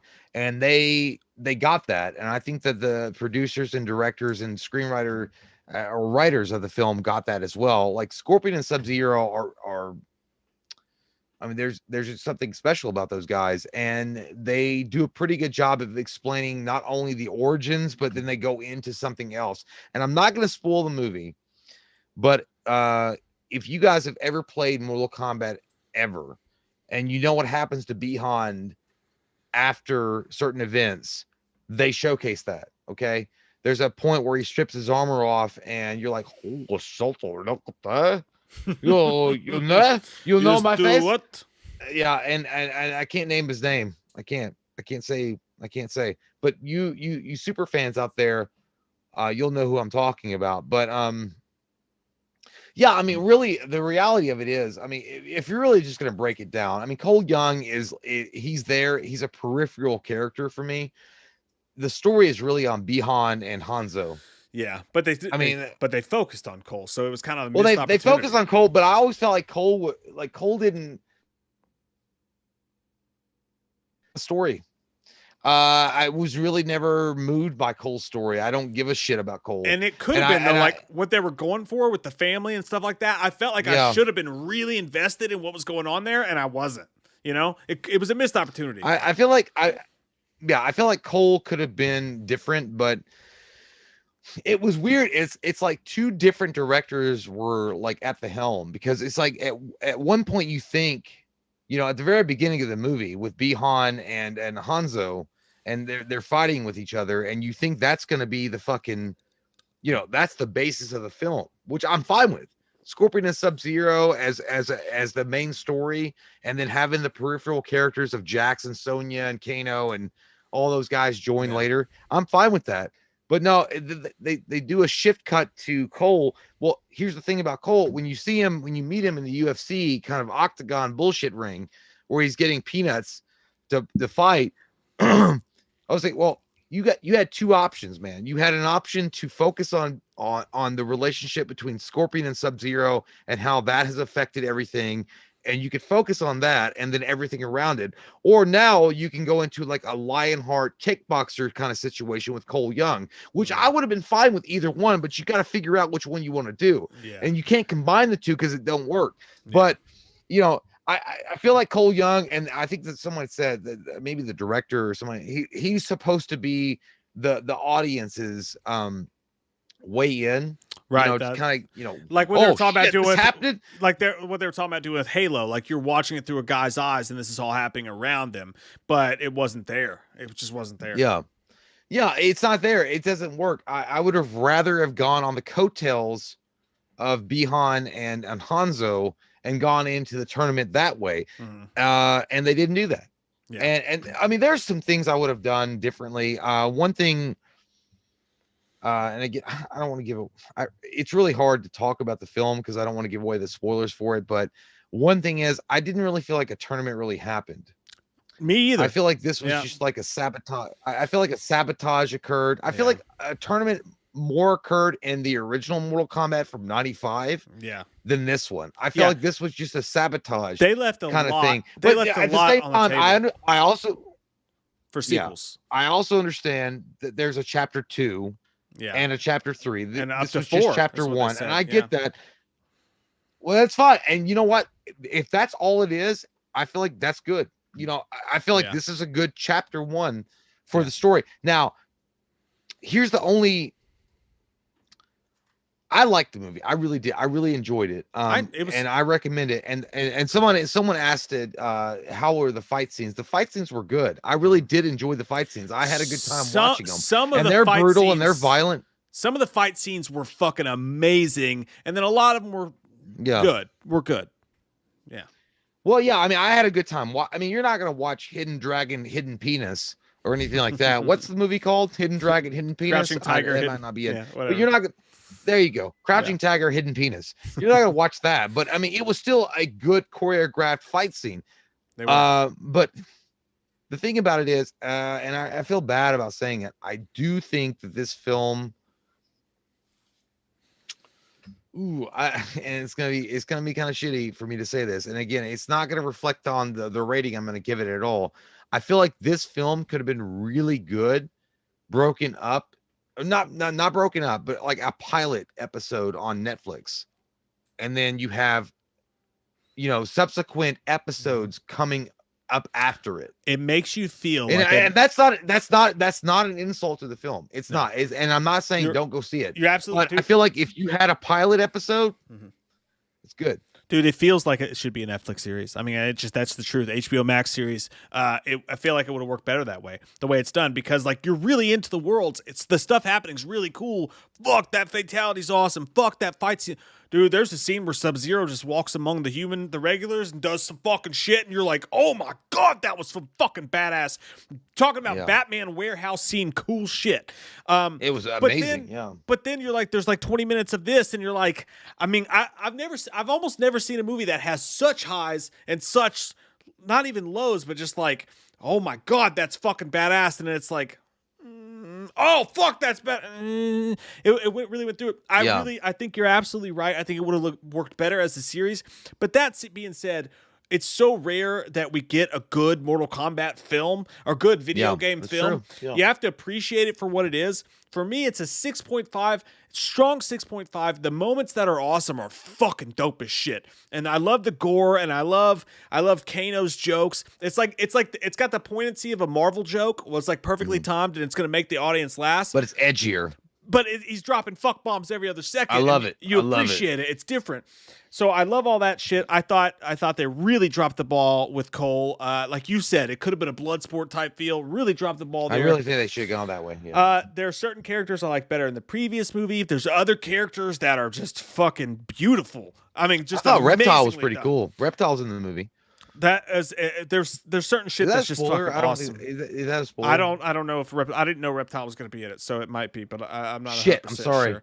He's not in it. You're a fucking liar. I could be wrong. Maybe they did say that, but no, like there's certain stuff, dude. The thing that did with Sub-Zero was fucking more badass than I'm also gonna point this out, and I know I might get hate for this. I thought that the original Shang Tsung from Mortal Kombat, the original '95 movie, was way better than this. That's what I said. Like I thought he was. Oh, way you better. said I think he's way better. I didn't like this. I really do. And like that motherfucker walks around with like goddamn black highlights in his eyes, like he just shopped at like. Yeah, he's got the hair bun and like. He just shopped at Hot Topics, and he got like the fucking dark contacts. I don't like, and I know he's a sorcerer, but I didn't, and it could have very well been because Shang Tsung. I feel like Shang Tsung didn't get enough of a character build in the film because they were focusing on Bi-Han and Hanzo. They were focusing more on the Scorpion Sub-Zero relationship rather than everybody else, which is fine, which I'm fine with that. But I feel like he kind of seemed like he was there on stature and he didn't really do anything. Yeah, but it's weird, man. And I would love, you're right. I would love to see like a Mortal Kombat trilogy on film. It would be amazing. Yeah. But at the same time, I feel like Mortal Kombat, really a film adaptation of Mortal Kombat, works best on something like somebody mentioned HBO Max or Netflix. I feel like if you put that shit on HBO, if you put the beginning of Mortal Kombat, okay, hear me out. Mortal Kombat, the first hour is a pilot, what we watched right now, or an hour and a half or whatever. That'd be amazing. That's how you start your show off, and then you have 12 episodes, right, on HBO Max. Or HBO, and you tell a story, and you have season 2, and you tell more stories, and then you have season 3, and you bring in, dude. I think that it would have been the better route. Combat works better on something like HBO streaming than it does as a movie. And I'm not, but I also feel like that with Resident Evil. I feel like because the story is so big and it's so collective, and there's so much shit going on, you got to tell that story in multiple parts. Yeah. And it's hard to do it in a movie with an hour and a half or even a 2-hour budget. I mean, so and like it's way easier to pay attention and be able to appreciate the great moments if you did it in hour spurts. But that being said, I mean, like again, I give it a 6.5, but it's a high 6.5. I thought the movie was great for what a Mortal Kombat movie could have been. I didn't get my rating. I enjoyed it a lot. What did you give it? Just an 8. I gave it an 8. Yeah. That's it. I can't blame you for that either. I mean, it's like it was good, man. It was good. Now I had my issues with it, and I think some of the issues I had, I just didn't like. I mean, dude, I mean, I gotta be honest. I thought Liu Kang was kind of a pussy. Like, I just did not like. And it might be my own prejudice because Robin Shou was such a great Liu Kang. Yeah. That when they cast him as Liu Kang in 95. Yeah. But this guy came in, he was like, no one will touch the lotus flower. I didn't like him. He seemed like a suck up, didn't he? Every room he walked in. I just didn't like him. And even the relationship that he had with the other the contestants. Yeah. And then with Kung Lao. I didn't get it, man. And I liked Raiden a lot. I do like Christopher Lambert as Raiden. I thought Christopher Lambert rocked the fuck out of it. I like Christopher Lambert better. I'll just be honest. What you said about like the whitewashing, like the Asians making it feel like the way that they did that, it did make it feel more authentic in certain spots, and it was great. But when it came down to Raiden, I still like Christopher Lambert better. That's Christopher fucking Lambert, Well, you know? Think What are you about gonna do? Raiden. Raiden is the god of thunder. I mean, look, I don't. His nationality, whether he's Asian or white or black or Indian or what, I don't give a fuck. I just feel like the actor, and I do like the actor they cast as Raiden in the new film. I just feel like Christopher Lambert's just got this authority about him. Yeah. That the other actor couldn't bring, and I don't know. I prefer it, and I do know. By the way, I do know that there was a hot debate about whether or not Cole Young was a replacement for Johnny Cage. Well, that just ain't the case. That ain't the case. Not the case. But I'll go ahead and say straight up, an 8.5? I think I said, or 8.0. It's high, recommended throughout. Yeah. You gotta watch. Oh yeah, the if you're interested in watching Mortal Kombat, watch it. You're not gonna have a bad time. Do I think they should have made up a character like Cole Young? No. I think they should have just gone with what they got and then go through with that. Because let me tell you something about Johnny Cage. Johnny Cage is literally based on Jean-Claude Van Damme's Bloodsport. It would have been Frank perfect. Dukes. It would have been all perfect. you got to do is replace Cole Young's story with a Jean-Claude Van Damme kind of like guy, and then you got it, man. You got it in the bag. You could have literally been Frank Dukes competing at the fucking Kumite, but you just changed his name to Johnny Cage, and it would have been fucking perfect. You know? So it's still an upper 8 for me. I love the movie. I'll watch it again. I really will. I'll watch this motherfucker again, and I can't wait for part 2 because they're going to introduce more characters, and I really hope they expand on Shang Tsung and Raiden and all that stuff, because they did a good job of making you want more. Yeah. But it's so crazy because I feel like they just missed the opportunity. They just missed it. Yeah. If this was on HBO Max, if this was Game of Thrones, and this was the premiere episode, should have been. Man, should have been it. If we were in 2021 right now, every week we were gonna get a new episode of Mortal Kombat. Yeah. Give me a fucking break. Yeah, I totally agree with you, man. Didn't hate it. There was parts I fucking loved about it, but you could see the things that Jamie asked Mike and Jay, what should I watch after the stream? Porn to unwind. Probably definitely porn. I'm gonna watch the Eve 6 live stream. I've been excited about that. Logan Hennessy will go through the super chats real quick. Logan Hennessy says, "Hey guys, great job tonight. That was awesome. I was wondering if Loomis and Chalice could give my friend Cassandra Stratton a shout out." Well, I've had enough to drink, Jim. Cassandra, what? What's her last name? Cassandra Stratton. Cassandra Stratton. You sound like a goddamn vampire from Transylvania. You work at Briggs and Are you Stratton? on the witness protection program? You're trying to suck people off? Criminals are hot. They're not so hot if they take your blood, you dumb shit. I like Cassandra? criminals. Yeah. Is it her birthday? Mm-hmm. Yeah, it's a birthday. No, it's not a birthday. Just a shout out, just a shout out, Dr. Oh, yeah, Loomis. Cassandra. Yeah. Cassandra. I don't know what to tell you. How you doing? Yeah. I hope you're doing okay. And yeah. I mean, fuck it. I mean, I hope you're drinking some bourbon and realizing that the person that asked me to shout you out, and that piece of shit Chalice, from a bullshit hospital. Yeah, I got work to do. I got patients to see. No interest in you. I'm a busy guy. No, wait, hey, don't say that. Now I have interest in anything with 2 legs. Okay, You do. I once watched him fuck a rooster. Yeah. Well, hey, now I don't. That didn't maybe happen. Well, it but, happened. Hey, now look. It happened. Cassandra, you want to come on down to the bingo lounge after your shift tonight? After my shift tonight, we can take a nap together. Maybe when I wake up, she's not 75 years old. The bingo hall. I'll feel more refreshed. I just got off a long shift at the hospital, and we can take a nap. Maybe you can make me a nice turkey pot pie. And Jesus Christ, you have to make him the turkey pot pie. Have some and Miller, go to the bingo hall. Have some Miller Genuine Draft, and it'll be a good night, Cassandra. We'll see you there. Okay. Dr. Chalice basically telling you he's gonna have sex with your old 75-year-old ass. Yeah. And you have to make him pot pie. Yeah, that's what I said. How old are you, Cassandra? Stop tuning in. It doesn't matter. Just doesn't matter. Doesn't matter. Zach Cornett, thanks, buddy. Says much love, guys. Much love to you, you fucker. I love your butt. Gato Bezaxi says, what? What does that mean?